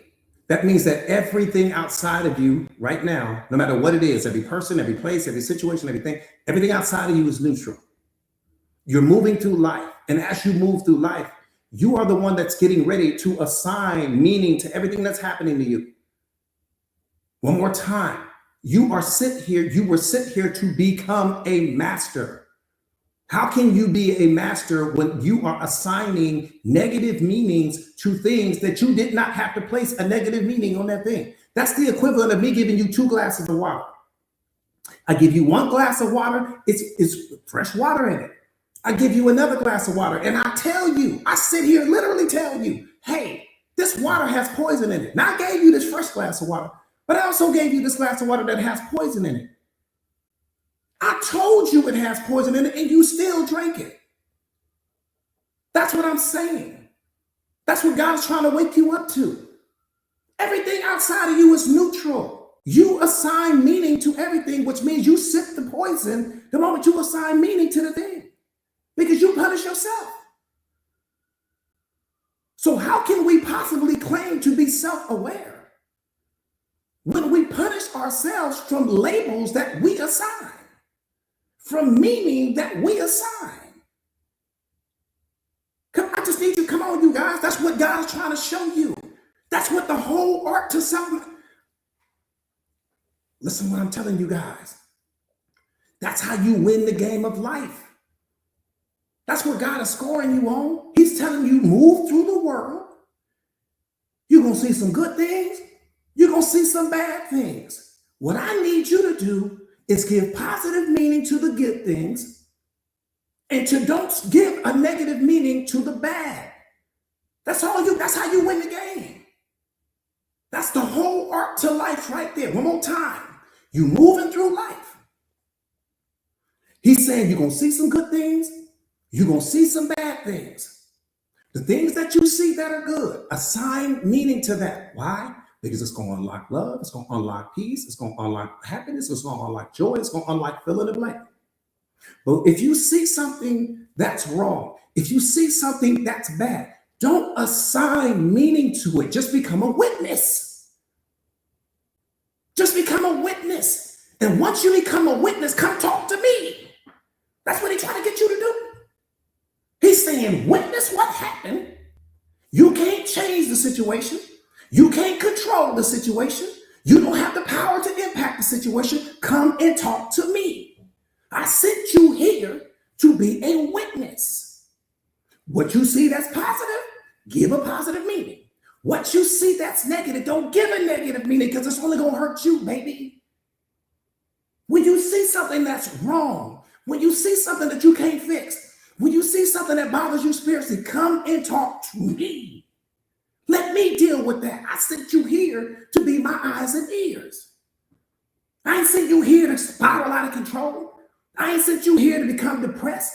I ain't sent you here to have all this fear in you. When you see something that you can't control, that bothers you spiritually, that bothers you mentally, that bothers you emotionally, I need you to witness it. Don't assign meaning to it. Because the moment you assign meaning to it, you suffer now. Now I got to rescue you and the people. I got to come fix you and the problem. So when I'm moving through life, I'm talking about that's me as coach. When I'm moving through life, I might see a baby in the park, positive meaning. I might see a puppy, positive meaning. I might see a single mother walking down the street with her baby, just enjoying her life, positive meaning. I might see a flower, positive meaning. I might turn on the news, war, talking to God. I might see a carjacking, problem, talking to God. I might see something that's wrong, somebody breaking into somebody's car. I'm talking to God. I'm not assigning meaning to that. Because when I assign meaning to that, I suffer now. I'm in trouble now. Now I need God to come pull me out of the river and the people out of the river all at the same time. When he's saying, no, I need you to witness the wrongness in the world. I don't need you to assign meaning to it, because when you assign meaning to it, you're the one going to suffer. You ain't going to fix the problem by assigning meaning to it. You can't, because the problem is going to be in you now. You took the problem that was outside of you and now you recreated the problem internally. That's what spirit does when you're not awakened. You took an external problem and you turned it into your internal state of being. That's suffering. You don't see the problem with that? You took something that was wrong in the world and you took that. You're so powerful that you have the power to take what's wrong in the world. And through meaning, you took what was wrong in the world and you made that what's wrong in you now. Now the problem lives in you. It don't just live in the world, it also lives in you.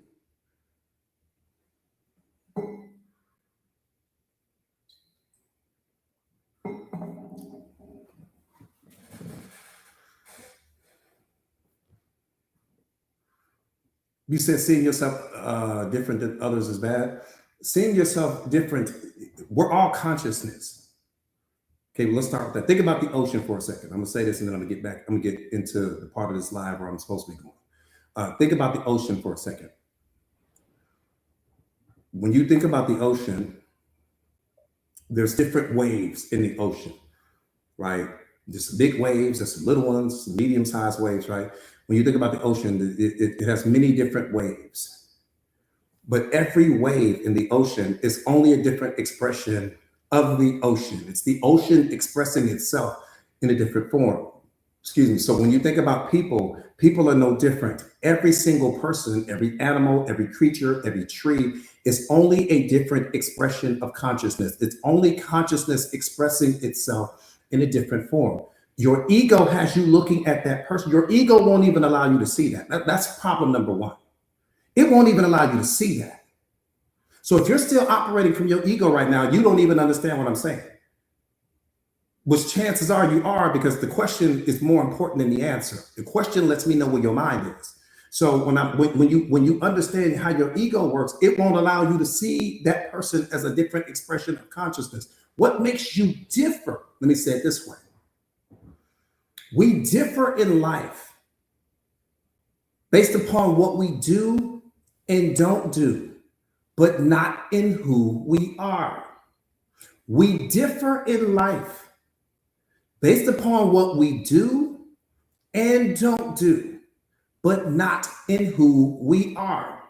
That person that breaks into that house may be something that you may not have done. That whatever it is that that person did in that moment is coming from their programming and conditioning. It has absolutely nothing to do with you. But the essence of who they are and the essence of who you are is one and the same. That person is a different expression of the same ocean, just like you. You may not agree. You may not, condone whatever that behavior is. But the point not to be missed is who they are at their spiritual essence and who you are. There's no degree of separation. That's the point.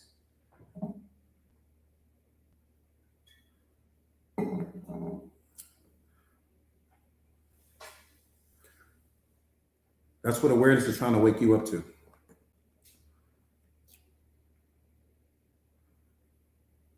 That's the problem with our world. We live in a society where we only know how to see each other through the color of our skin, which means that you're blind as hell. You're blind. Stone blind. All right, let's get into this line. Let's turn up. That part right there, Tara, that part right there, beloved. That part right there. We still operating on the level of the color of your skin. That's just, it's like, what are we talking about here? We literally have become, let me say something to you. Because I write about this in the book. I'm going to just show you how blind we are as a society. Let me just show you how blind we are. You could split this world in half. Literally, split it in half. The left side of the world, we're going to call that team red. The right side of the world, we're going to call it team blue. So we got team red and team blue, literally. And this is taken so seriously that you got to go turn your driver's license in, and your driver's license will either say red or it's going to say blue. Let me just show you how programmed we are as a society, because this is happening right now. So you got team red on this side, you got team blue on this side. Let me tell you what's going to eventually happen, because this is how programmed and conditioned we are. At some point in time, we're going to start making things up, because that's what we do.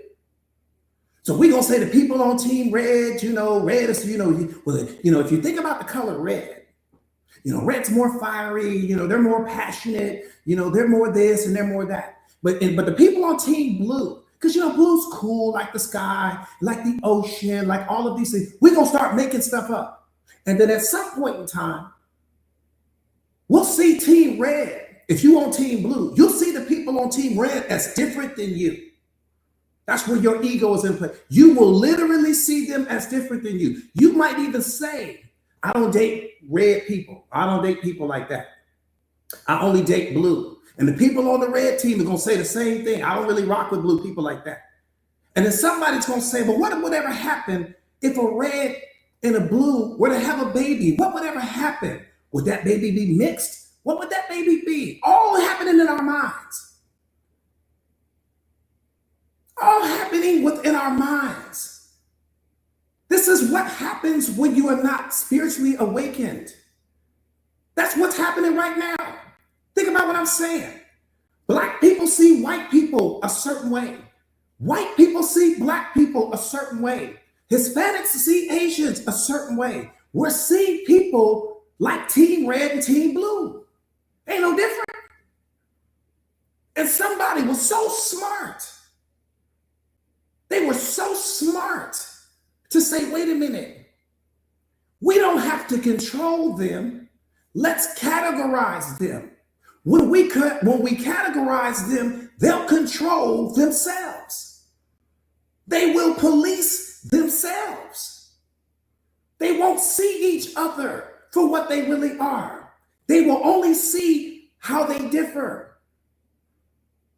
They won't pay attention to how they are the same. They'll focus on all of their differences.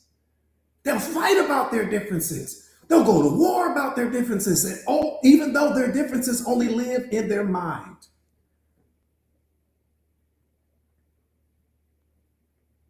Team red and team blue really exists.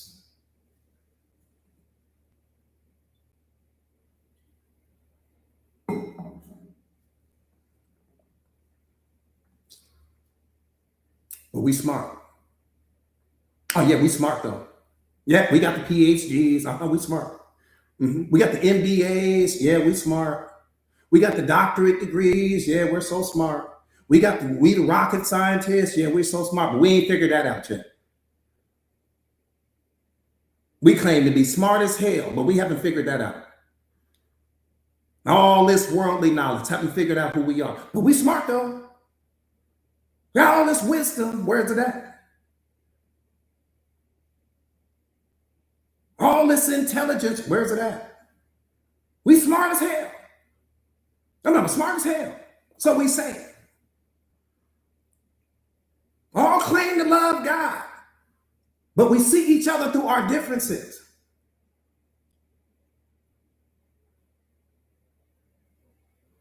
Ain't no different than team red and team blue. It's the same thing.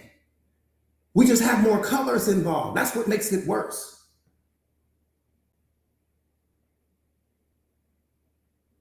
Black, white, brown. What are we doing?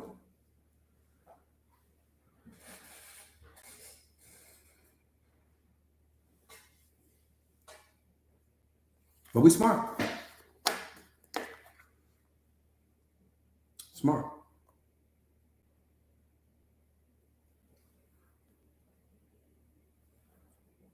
Smart. Aquarian Goddess, what's up, beloved? So good to see you. All right, let's get into this live. Let me turn up real quick. Some stuff I want to share with you guys. Do me a favor real quick, you guys, and share the live to your stories if you haven't already done so. Again, let's get the likes up, you guys, so that we can get the medicine out to the world. April, I appreciate that, beloved. I appreciate that. A-Town, what's up, my brother? So good to see you, family.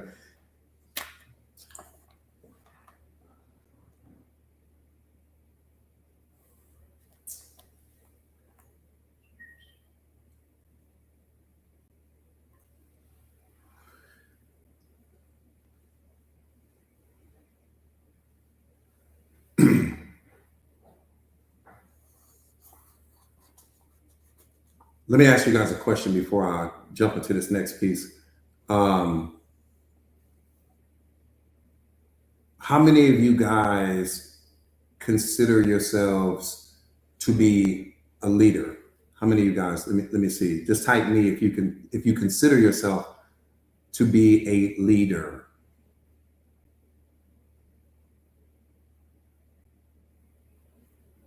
What's up, Rich? So good to see you. So good to see you, family.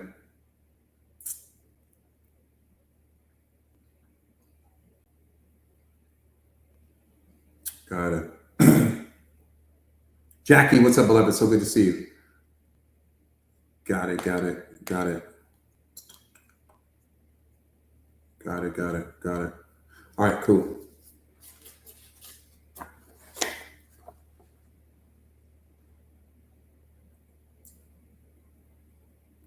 So empty your cup real quick for this conversation. Empty your cup. Empty your cup.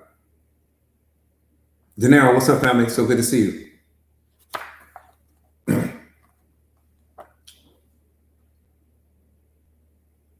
That part right there, beloved, leader in training.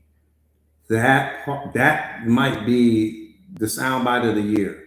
Leader in training. I absolutely Love that. Clarissa, I love that, beloved. I love that. That's transparency, that's honesty. Um, and I say that because what I'm getting ready to share with you guys, you're going to see yourself through a different filter. You're getting ready to see yourself through a completely different filter. Okay.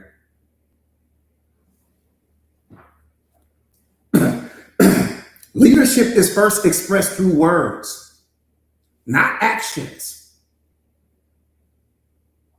Before you ever build anything with your hands, you build it with your mouth. Before anything moves in your life, something is spoken.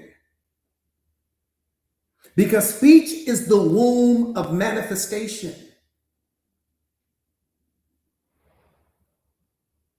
Nothing appears until something is declared.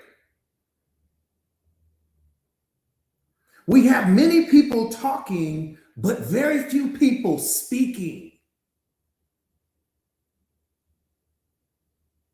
And there's a major difference between the two.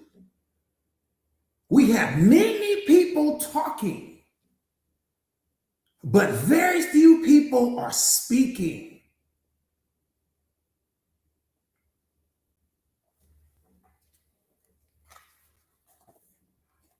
Talk is noise.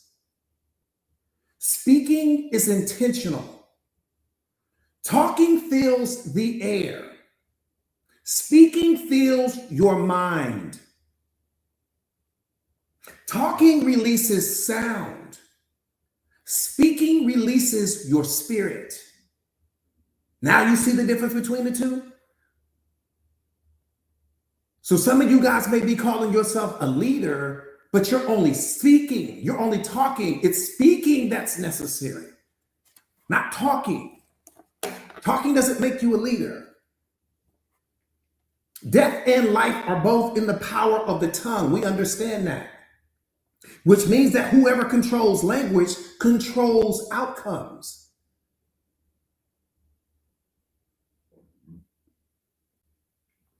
You don't speak with authority because you learned how. You speak with authority because you know who you are.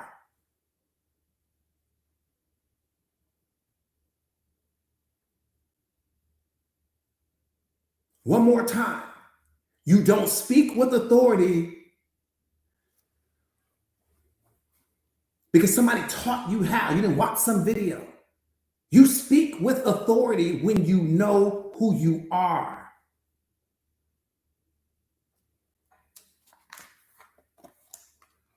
Here's what you need to understand. If people don't listen to you, it's not because you lack authority. If people don't listen to you, it's because you lack clarity.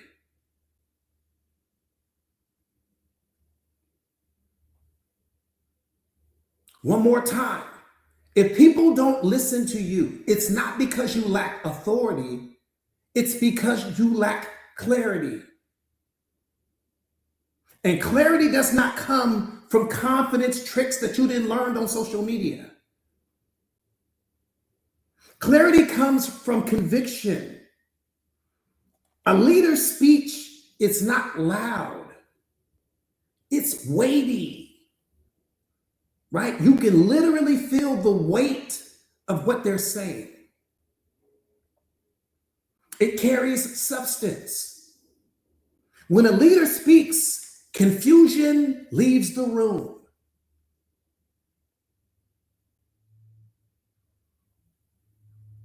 I said, when that leader speaks, confusion is out.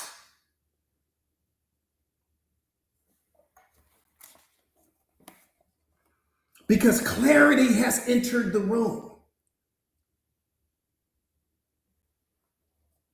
God is not the author of confusion. He's the author of clarity.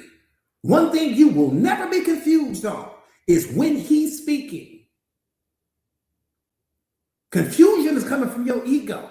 Confusion is coming from your programming and conditioning. Confusion is coming through your pain. Confusion is coming through the masks we wear. That's where all the confusion is, all the filters we put on what he's saying.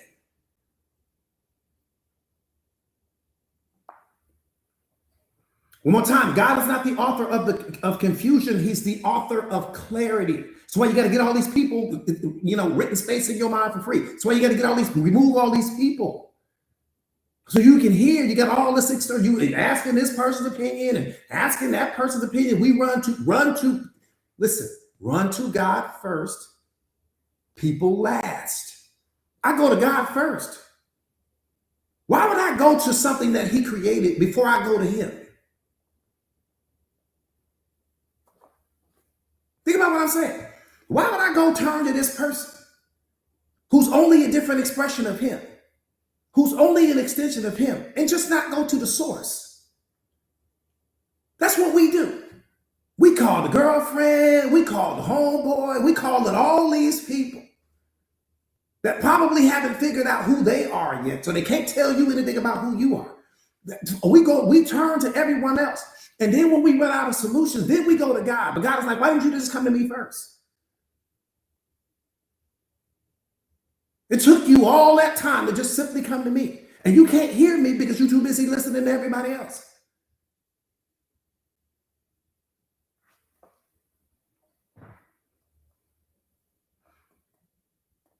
So one more time, God is not the author of confusion. He's the author of clarity. Therefore, when confusion increases after you speak, this is important.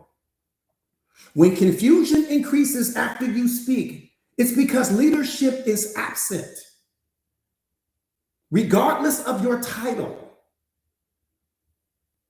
people are not attracted to eloquence. They are attracted to certainty. Authority is not volume. Authority is alignment with origin. When you speak from source, your words carry weight, even if they are very few.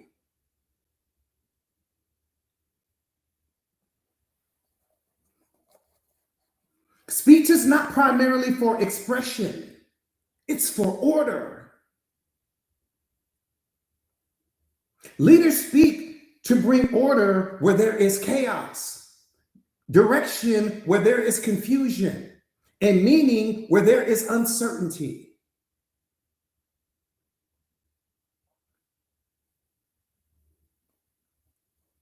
Your voice should separate priorities, define boundaries, and establish direction and certainty and conviction.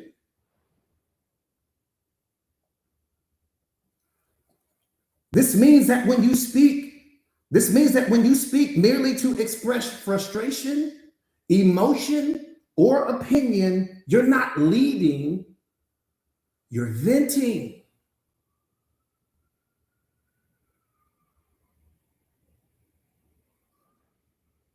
One more time.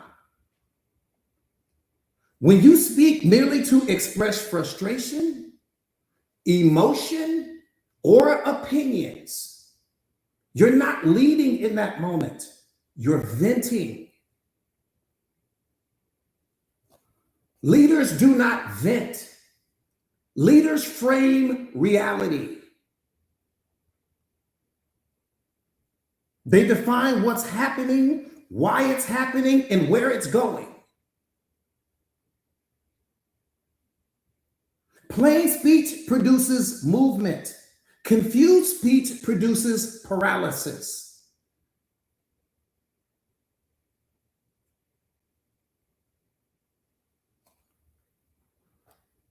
Many people believe that speech becomes powerful when you speak more. But the opposite is true. Authority often increases as words decrease. When you know what you believe, you don't need many words to defend it.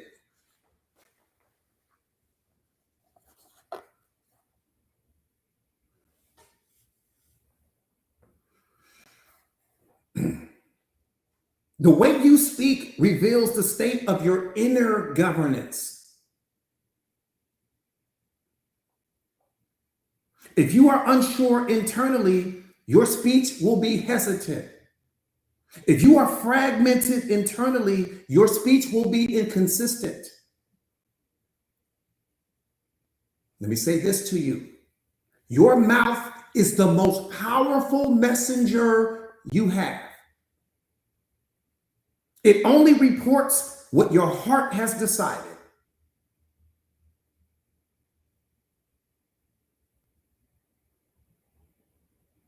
This is the number one reason why you can never turn down the volume on your voice. Hell no. I don't care who you talking to. Your mouth is the most powerful messenger you have. So when you turn down the volume on that, it's game over. You ain't got nothing left. How you turn down the best asset you have in that moment? If you're in a situation where you need to turn down the volume on your voice, you don't need to be in that situation. That's it. That's rule number one. If I can't be myself around you, then I don't need to be around you. If I can't say what I really feel, then I don't need to be in this situation. If I'm afraid and I got to tiptoe around your emotions, then I shouldn't be here. Those are all indicators.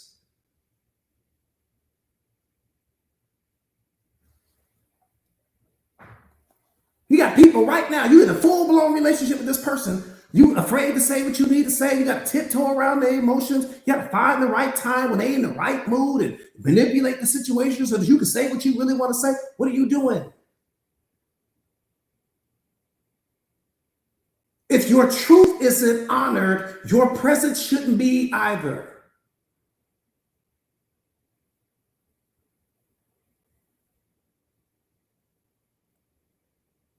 Period. You don't honor my truth, you don't gain access to my presence.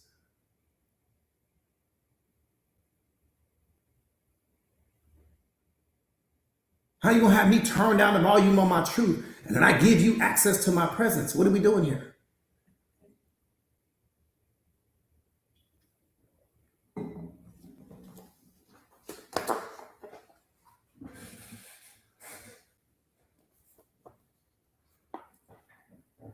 So one more time, your mouth is the most powerful messenger you have, beloved. It's the most powerful messenger you have. It's speaking for everything. Speaking for your feelings, it's speaking for your emotions, it's speaking for your thoughts, it's speaking for your heart, speaking for your spirit, it's speaking for everything. I'm gonna turn down the volume on that for what? Some person? So that their voice can be loud and my voice can be decreased? Not doing it. And the person on the planet worth that? Nobody's worth that. Those are all indicators. Let you know you in the wrong situation. If my voice isn't honored, I'm not going to honor you with my presence. Can't have one without the other. When a leader speaks, they are not merely sharing words, they are releasing direction, confidence, and light all at the same time. Your words are not neutral. Every sentence you speak either increases order or multiplies confusion.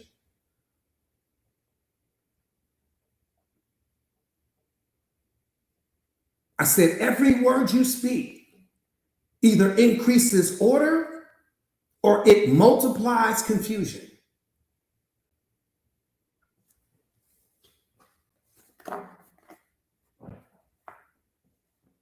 Your words either are empowering others or diminishing them. Sit with that one for a second.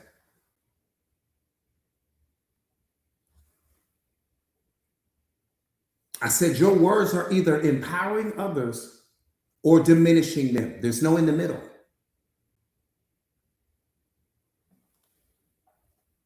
Your words are either giving others sight or deepening their blindness.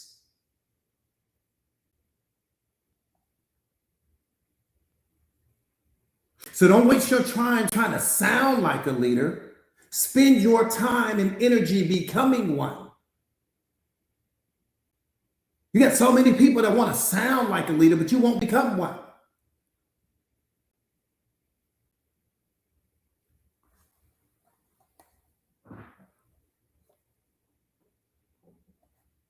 Because leadership speech is not learned in public, it's forged in private.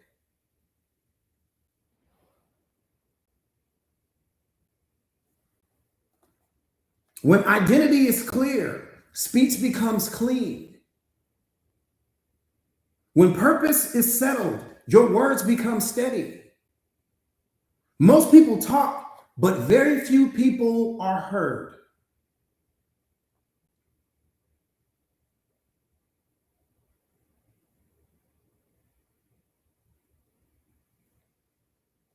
And this is not because people are cruel, inattentive, or dismissive. It's because hearing is reserved for those people whose words carry weight.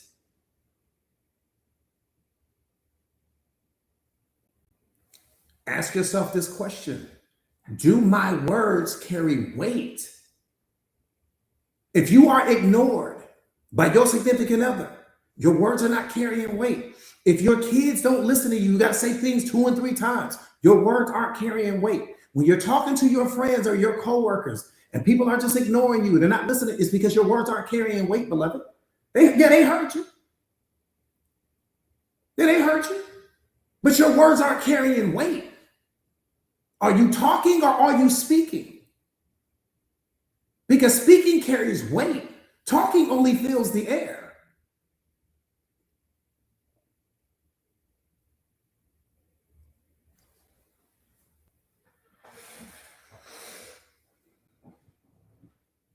The problem with our generation, it's not that we lack microphones. In fact, I can make the argument that is the problem. Everybody got a microphone. So that's not the problem with our generation. Again, the problem with our generation is not that we lack microphones. The problem with our generation is that there's no power in the message.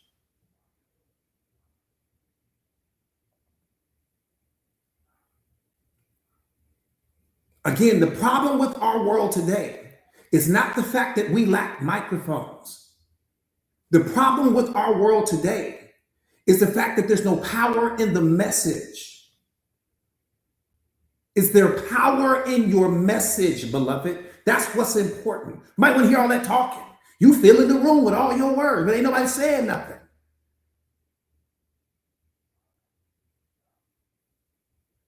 Does your words increase order? Right? Does your words inspire people or diminish them? Does your words motivate people or leave them confused? Do people walk away confused after you done sat there for an hour explaining your situation? If people still have questions, it's because your words didn't give them clarity. Yeah, you talked for 30 minutes, but I walked away with no clarity.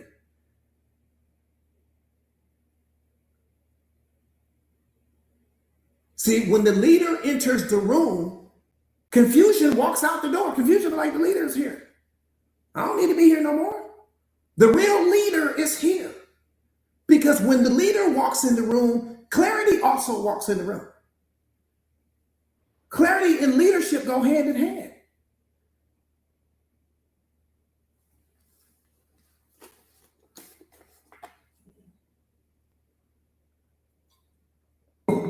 I'm a leader, but I'm the type of leader that can only lead you back to a deeper understanding of yourself.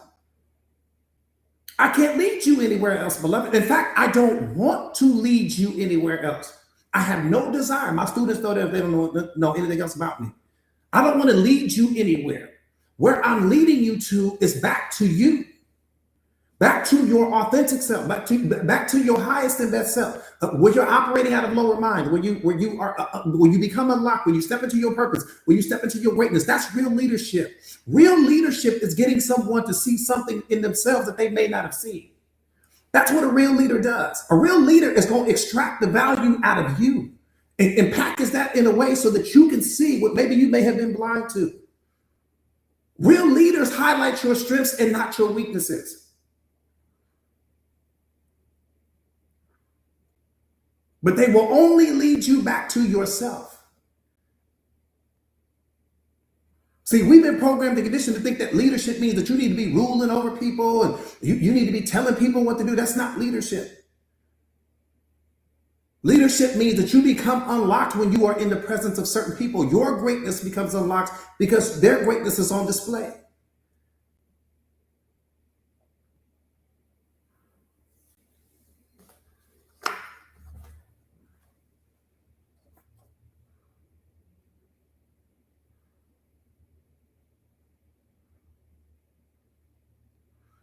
So one more time. The problem with our generation is not a lack of microphones. I can make the argument that that is the problem. Everybody's got a microphone now. That might be the biggest problem. Everybody got a microphone. Everybody got something to say. People are talking, but nobody's leading. Yeah, people are talking, but nobody's speaking. Just a bunch of words filling the air because there's no power in the message. We have amplified voices without anchored convictions. We have platforms without purpose.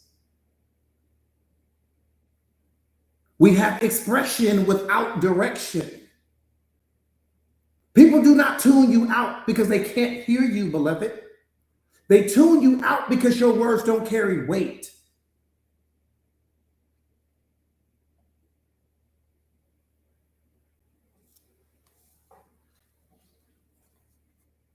One more time, let me run through that one more time because that part's important. We have amplified voices without anchored convictions. We have platforms without purpose. Everybody's got a platform now. Okay, but what's the purpose? We have expression without direction. People do not tune you out because they can't hear you. They tune you out because your words don't carry weight. I tell you guys this all the time. Asking twice is begging because they heard you when you said it the first time. So the moment that you have to say something 2 or 3 times to a person, it's not because they didn't hear you. They heard you loud and clear. It's because your words no longer carry weight. Asking twice is begging. I asked you the first time, that's a request. Once you hear me and I got to keep saying the same thing over and over and over again, that's the number one indicator. Number one, listen to what I'm saying to you. The moment you got to say something twice to a person that already heard you the first time, it's because your words have no more impact. Your words have lost all weight. They no longer place value on what you say. That's all you got to know. The moment you got to say things twice, if you are in a healthy relationship, let me tell you how that looks. If you are truly in a healthy relationship, whether that be with your kids, your significant other, your friends, whatever the case may be, and they truly value you, you should be able to whisper. And your whisper should be as loud as a marching band coming down the street at 3 o'clock in the morning. Your whisper should be that loud. When the people in your life truly value you, you don't have to say things twice. You don't have to raise your voice. You don't have to remind them because the value that they place on you is going to make them take immediate action. When you no longer place value on me, I have to say things 2 or 3 times. When you no longer place value on me, I have to raise my voice. When you no longer, some of you guys are in that situation. I'm talking to somebody right now. Whether that's with your kids, you got to keep reminding them to keep saying things, to keep this and that. Whether that's with your significant other, you got to manipulate the situation. You got to ask at a certain time. You got to do all these different things because your value, your voice has lost its value. Your voice no longer carries weight in their mind. I didn't say it didn't carry weight anywhere else in the world. But in the mind of that person that you have to ask twice, your voice no longer carries weight. It's lost all of its power. The therapist won't get the power back. The pastor won't get that power back. No one will get that power back. The only thing that will bring that power back is when you remove yourself from that environment. The moment you remove yourself from that environment, your value increases exponentially. That's the problem. The person has so much access to you that they are desensitized to you. That's what kills the value.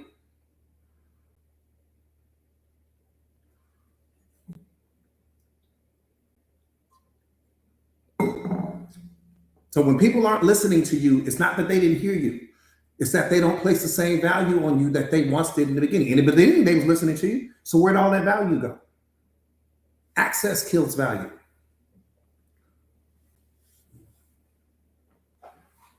Access is the value killer. Period.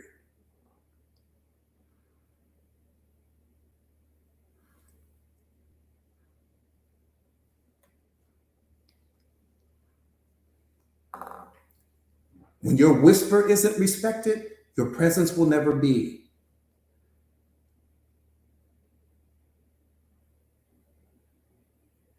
Don't let that go over your head.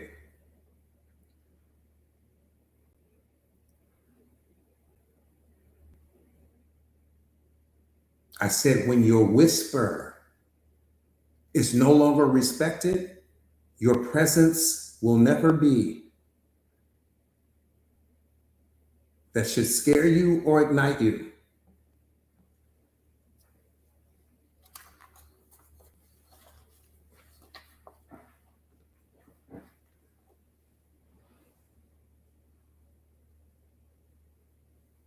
That's how you know. Whisper. I don't get upset. Ain't nothing to get upset about. Whisper. Whisper. Because your whisper should carry the same weight as you shouting. Your whisper should carry the same weight as you throwing a temper tantrum. Your whisper should carry the same weight as you screaming and you like you stuck in the middle of the ocean somewhere. Your whisper should carry the same weight.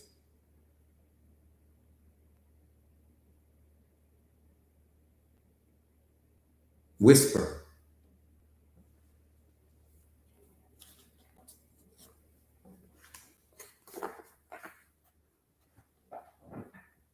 The screaming and yelling it's not gonna make the difference. Screaming and yelling means that they're only reacting to your emotional state of being. They know that if they don't do something now, that there may be some severe, but it shouldn't get to the place where you have to scream and yell. It should get to the place where I can whisper to you. We are supposed to be two individuals that place high value on each other. If I gotta say things 2 or 3 times to get you to take action, then you don't value my presence any longer.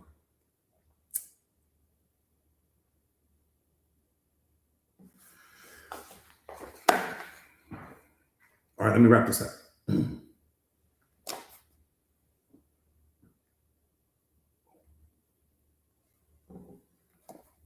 Let me make a distinction that's critical here. Let me make this distinction that's critical here.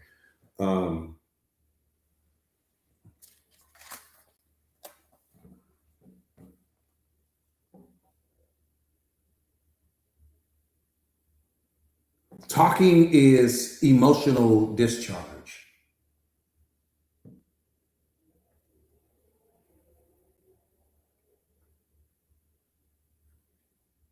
It's really what it is. Queen, what's up, beloved? Talking is emotional discharge. Talking relieves the speaker. Speaking transforms the listener. Talking makes you feel better. Speaking makes others see better. Leaders are not emotional dumping grounds. Leaders are vision carriers. When you speak as a leader, your goal is not to be understood. Your goal is to transform the listener. See, when people are just talking, they're trying to get you to understand them. When the leader is talking, he's trying to transform you, or she's trying to transform you. They ain't trying to be understood. I'm trying to transform you. The person that's just doing all that talking is trying to be understood. See, so everything is about them. They're trying to be understood. No, the leader is trying to transform you. You see the difference between the two? So most people that call themselves a leader, you're really just talking because you want to be understood. You're making it about you. No, that speaker, that leader is trying to transform you, or they don't want to talk. Because talking is emotional discharge.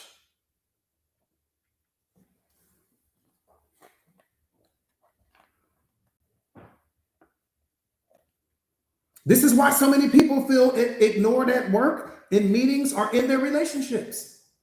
because they speak hoping to be accepted rather than speaking from conviction. Let me say that one more time. This is why so many people feel ignored at work, in meetings, and in relationships, because they speak hoping to be accepted rather than speaking from conviction. They ask permission verbally. They begin sentences that begin with uncertainty. For example, I'm not sure, but this may not be important, but I could be wrong. I know 9 out of 10 people have said that at least one time. I could be wrong.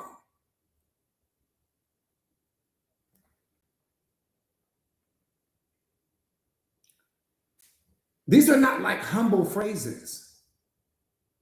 They are verbal apologies for identity.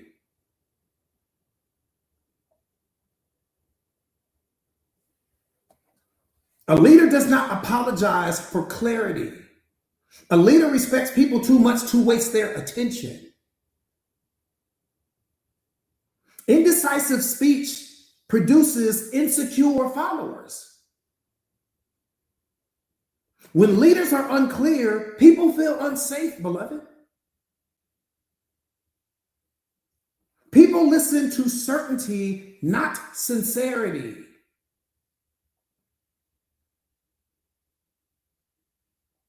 I said people listen to certainty, not sincerity.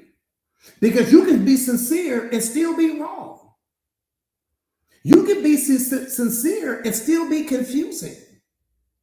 You can be sincere and still give people bad advice. Yeah, you were sincere.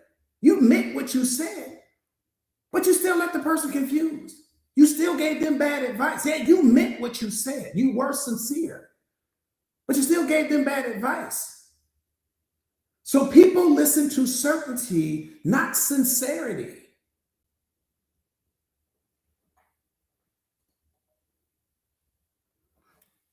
Leadership does not rest on how deeply you feel.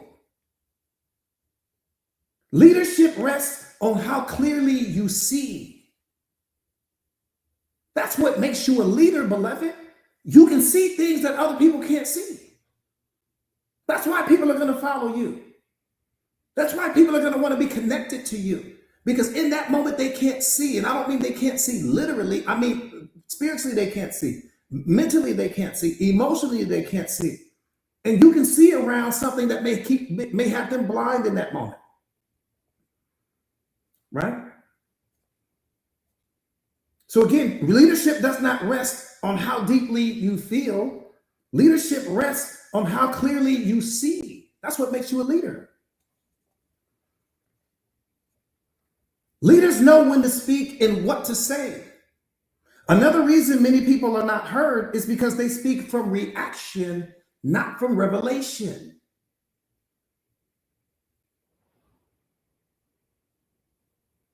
Reactionary speech is emotional. Revelatory speech is directional. Leadership speech depends entirely on where your words come from.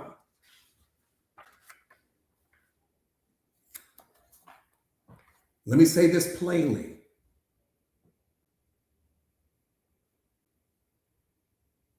Leaders reduce confusion.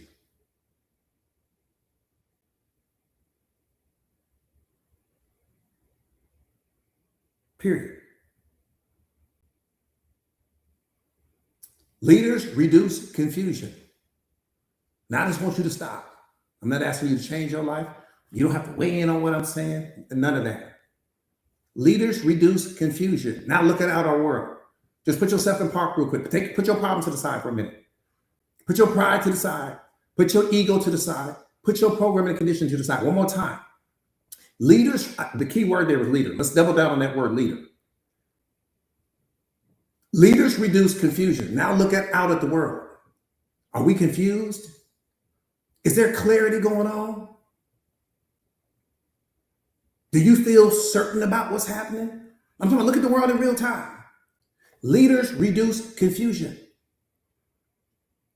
When you confuse, it's because there's manipulation there. When you're confused, it's because there's no truth there.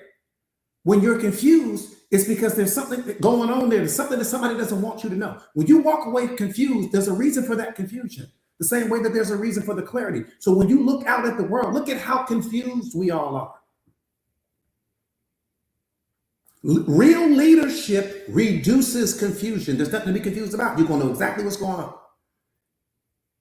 When you are confused, it's because you don't know what's going on mentally, emotionally, and spiritually. And then you start making assumptions, which means your mind is going to start filling in the blanks about what you think is happening. You're going to start creating stories, which has nothing to do with the truth, which is going to take you further and further and further away from what you really needed to know.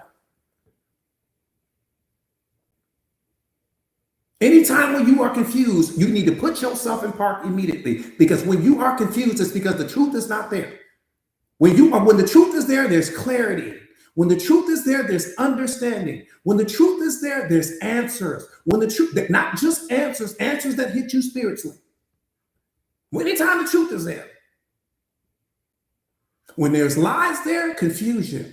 When there's lies there, manipulation. When there's lies there, I need to keep you blind. So just ask yourself, do I have clarity right now with respect to what's going on in the world and the leadership? Or do I have more confusion? Do I have more answers? Or do I have more questions?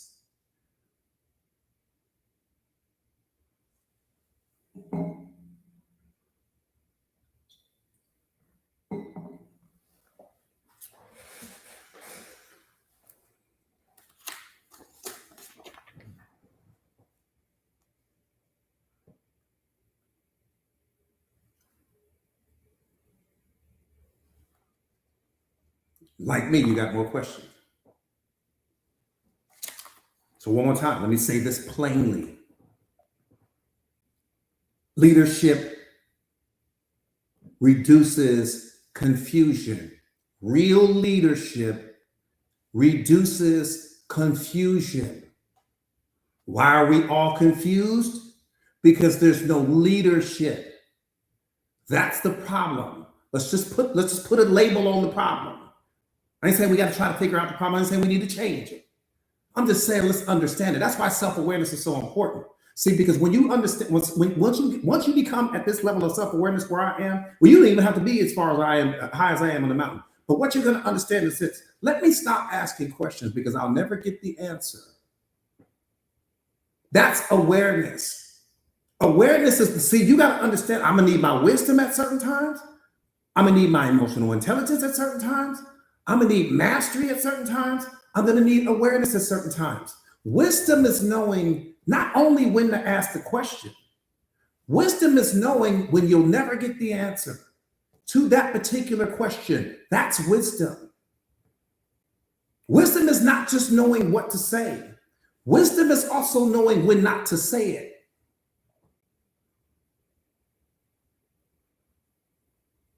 So when I look at the world through the filter of just wisdom, I say to myself, Coach, why would you ask a question that you know you'll never get the right answer to? And guess what I do after that? I sit the question down.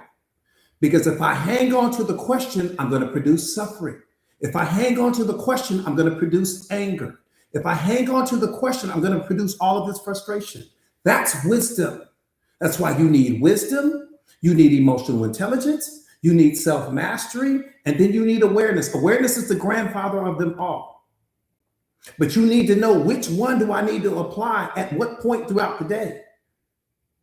So when it comes to questions, that's where your wisdom kicks in. Because my wisdom is saying, why would I ask questions about things that are happening in the world that I know I'm not going to get the right answer to? I may get an answer to pacify me, but it's not the truth. So you don't waste your time asking. Same thing applies to relationships. The moment you have to ask somebody, do you still love me? Do you still want this? Do you still see us having a future? The answer is in your question. because something is happening in that relationship that you are pretending not to see. And that something that you are pretending not to see is what's triggering that line of questioning. The fact that you even have that line of questioning is disrespectful to the relationship, because something in that person's actions, something in their behavior, something that they're not doing, somehow, somewhere they're not showing up for you has triggered that line of questioning. The moment you have to start asking questions like that, you are already in possession of the answer. That's wisdom.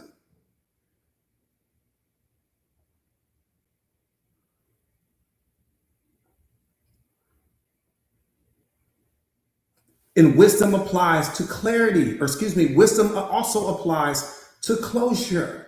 You never seek closure. The disrespect was the closure. The lies was the closure. The cheating was the closure. But you're waiting on somebody to tell you why they did what they did to you. That's not closure. That's you prolonging your suffering.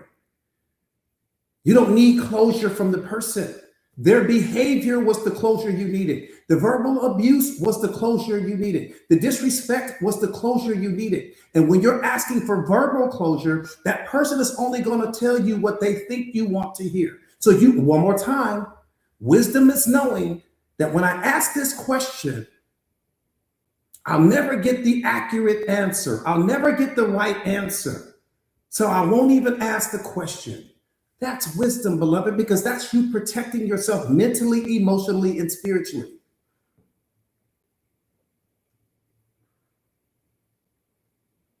So what's the goal? The goal is to stop looking for answers and to become so powerful that you become the answer. I don't have questions anymore because I become the answer. I understand why people do what they do.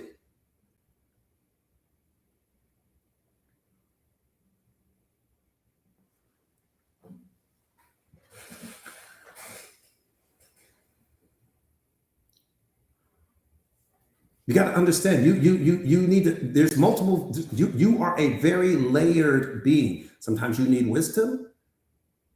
Sometimes you need emotional intelligence.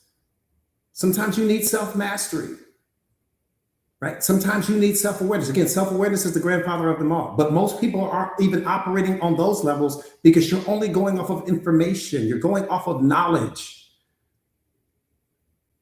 Right? You're going off something you've learned from someone else. That's all programming and conditioning. That won't information and knowledge won't transform your life. You are a spiritual being. You don't operate on those systems.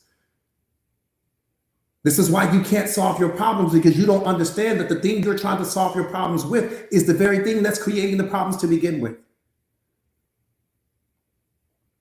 You're trying to solve your problems with the very thing that's creating the problems. Make that make sense? You're trying to fix your life with the very thing that broke it. Make that make sense? You're trying to get the flat tire to change itself. Make that make sense?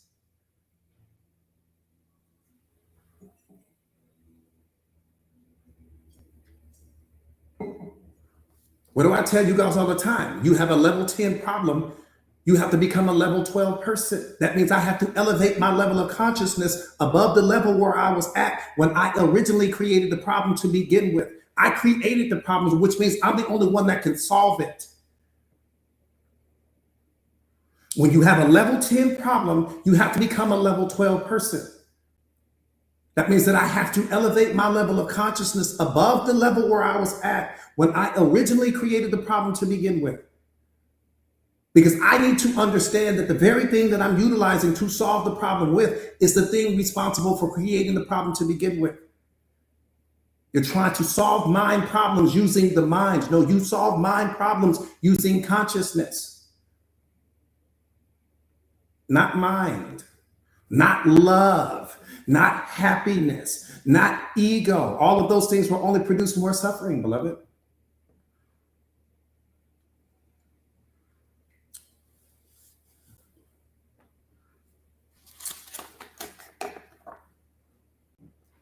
That's why we can't solve our problems, because you're trying to solve your problems with the thing that's creating the problems. That's like putting out fire with more fire. You're going to produce more of what you already don't want.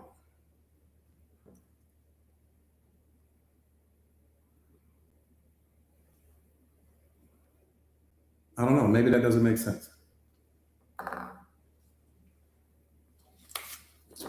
All right, let me wrap this up real quick.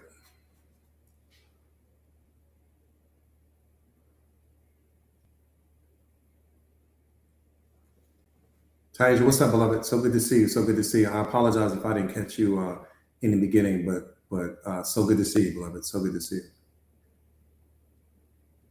CC, I see you, beloved. What's up, Sammy? Yeah, absolutely. Brock, what's up, beloved? I'm sorry, I didn't even see you. We got so much family in here. I missed some of you guys. I so apologize for that. Yeah, it's again, because when you encountered the problem, when you created the problem, you were operating at a certain level of consciousness, right? You were operating at the. I love you too, beloved. I love you too. I got a message to get back to you, so I haven't forgotten about you, Brock. Don't think I've forgotten about you. So you created the problem, right? Let me say it this way: you were operating at a certain level of consciousness when the problem was originally created. Okay, cool. Well, you're not going to solve the problem at that level of consciousness, right? So I need to elevate myself. What's the best way to do that? Well, to elevate myself, I need to talk to somebody, right? Or I need to shadow box with somebody that's already operating at a different level of consciousness than me, and I don't know how to raise my own. That's what I'm saying. Because once I elevate to a different level of consciousness, I'll see that this problem is not what you call a problem. Is really just a reality that needs to be accepted. Most of what people call a problem is really just a truth that they're not ready to accept.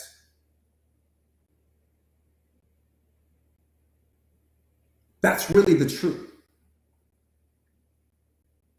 There's some reality, some situation, some circumstance, something that you're really not ready to face, or you're not ready to walk away from, you don't want to accept. And what's creating the problem is not the situation itself. What's creating the problem is your resistance to the situation.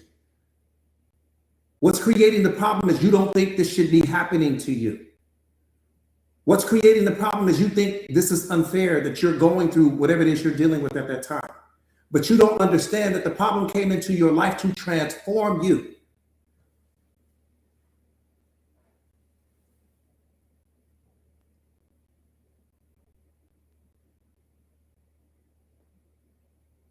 Did you hear what I just said? The problem entered your life because it's time for you to transform. The problem entered your life because it's time for you to transcend whatever this situation is or circumstance, whatever it is you're dealing with. It's time for you to transcend that. You are the solution to the problem already. The solution is not outside of you. You already are the solution. Let me qualify that.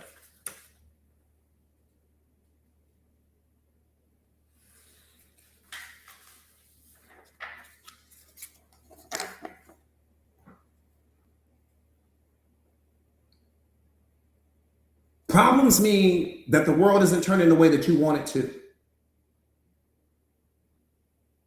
Everything that you call a problem, that's in awareness, that's what the self-aware person understands. Anything that you call a problem means that the world isn't turning the way that you want it to turn. If you identify with your physical body, you have a problem. If you identify with your ego, you have a problem. If you identify with your persona or your reputation, you have a problem, because none of these things are attached to spirit. All of these things are attached to what somebody has programmed and conditioned you to see yourself as. This is all programming and conditioning. So if you see yourself through your persona, your reputation, the mask that you wear, the titles that you wear, and all these other things like that, that's what's producing your problems. Spirit doesn't have problems. Your ego has problems, not your spirit. Your spirit has never had a problem. Only your ego does. If you place expectations on other people, you have a problem. Why? Because now I need this person to walk, talk, act, and think a certain way so that I can be happy, so that I can feel fulfilled. No, you don't place expectations on people. You place expectations on yourself. I'm going to make a request, and that person is either going to honor that request or they won't. But I'm not going to attach emotion to whether or not they come through for me. So there's no suffering. If they don't come through for me, that's data. That's not a problem. I'm going to ask this person for something, but I'm not going to attach emotion to it. And that person is either going to do that thing or they're not. If they do the thing, wonderful, trust is built. If they don't do the thing, wonderful, data is established. I win both ways. Because now I know you are someone that I never need to ask that, make a request like that for. It's all data.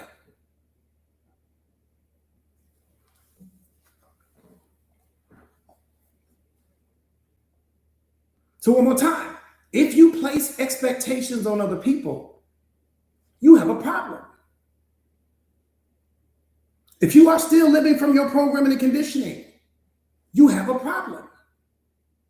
Those are the real problems. Identifying with your ego, living out of your programming and conditioning, placing expectations on other people, those are real problems. Because those problems are what's giving birth to all of the other problems that you have. What you call a problem is really just your own expectations not being met.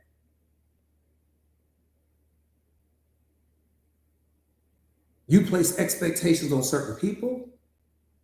You place expectations on the world. You're placing expectations on outcomes. You're placing expectations on certain results that you're looking forward to. You got all these expectations going on. No, just accept reality as it is. Everything's going to happen. Whether you place expectations on the thing or not, whatever's going to happen is going to happen. It's going to happen. It's going to happen. Your expectations there or not. If that person is going to cheat on you, you ain't got to go and have all these rallying cries and all battle cries about what you don't need that person to do. That person is going to do what they're going to do anyway. Your friends are going to do what they're going to do anyway. Your job is going to do what it's going to do anyway. Your kids are going to do what they're going to do anyway. Everybody's going to do what they're going to do anyways. So why do you need to place all these expectations? I'm going to make a simple request. You get to show me one time who you are. One time. Then I won't ask you anything again. You showed me who you are. But that's data. I don't need to punish myself in that moment. Chris, what's up, beloved? So good to see you.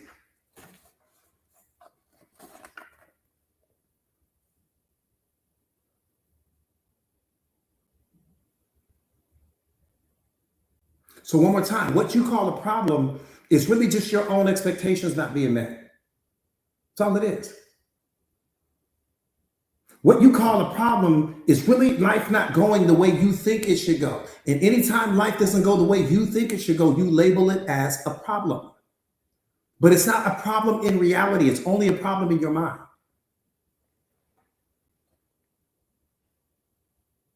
Anytime that someone doesn't live up to the psychological contracts that you placed on them, you label it as a problem. You have been programmed and conditioned to punish yourself anytime that life doesn't follow your script.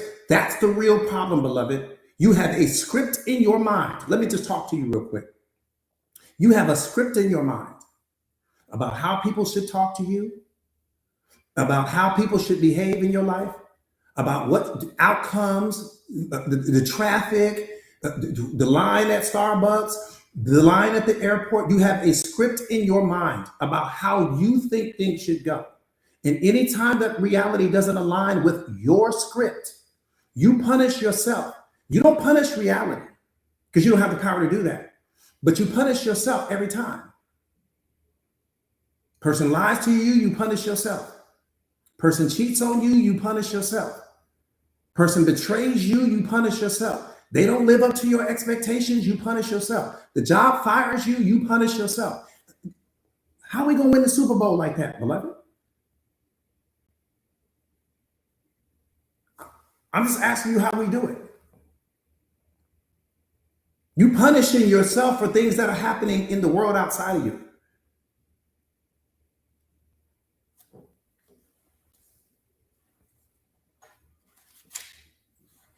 How we win?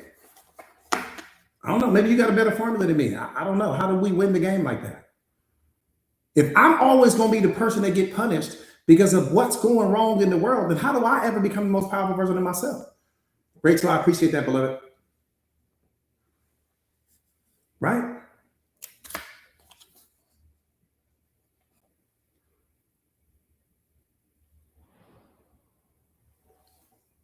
Everything that you call a problem is being created by your own mind.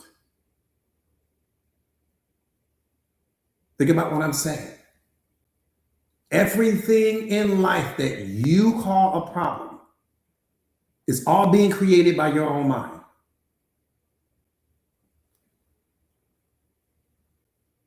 And until you realize this truth, you will never be completely happy with your life because your problems are all self-created. And your problems are disrupting your happiness that are all self-created. Your problems are blocking the unconditional love that are all self-created. Your problems are blocking the joy, blocking the peace, because you're creating all of these problems because reality isn't aligning with your script. Get rid of the script. Get in alignment with life. Dance your dance. People are going to be whatever they are going to be with or without your expectations. Think about it.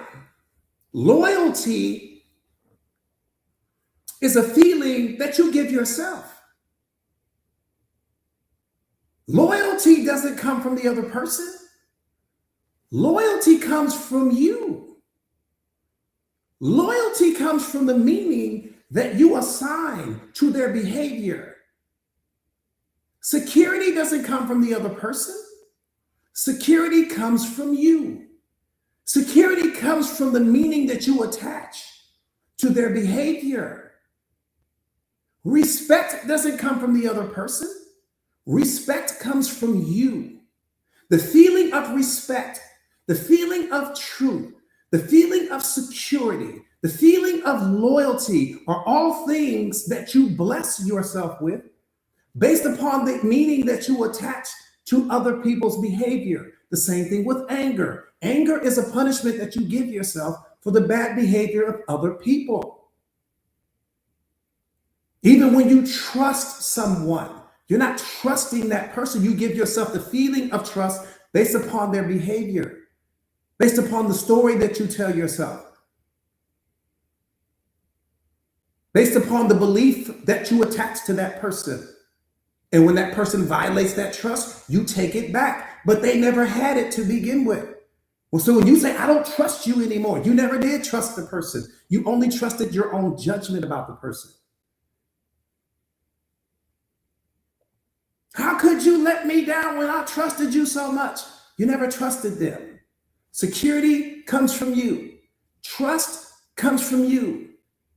Loyalty comes from you. Security comes from you. Love comes from you. Happiness comes from you. And what reality is trying to show you is that you are blocking yourself from experiencing these things consistently because you're attaching negative meanings to things outside of you that you have no control over. I appreciate the gifts, beloved. I'm going to set my mic down right there.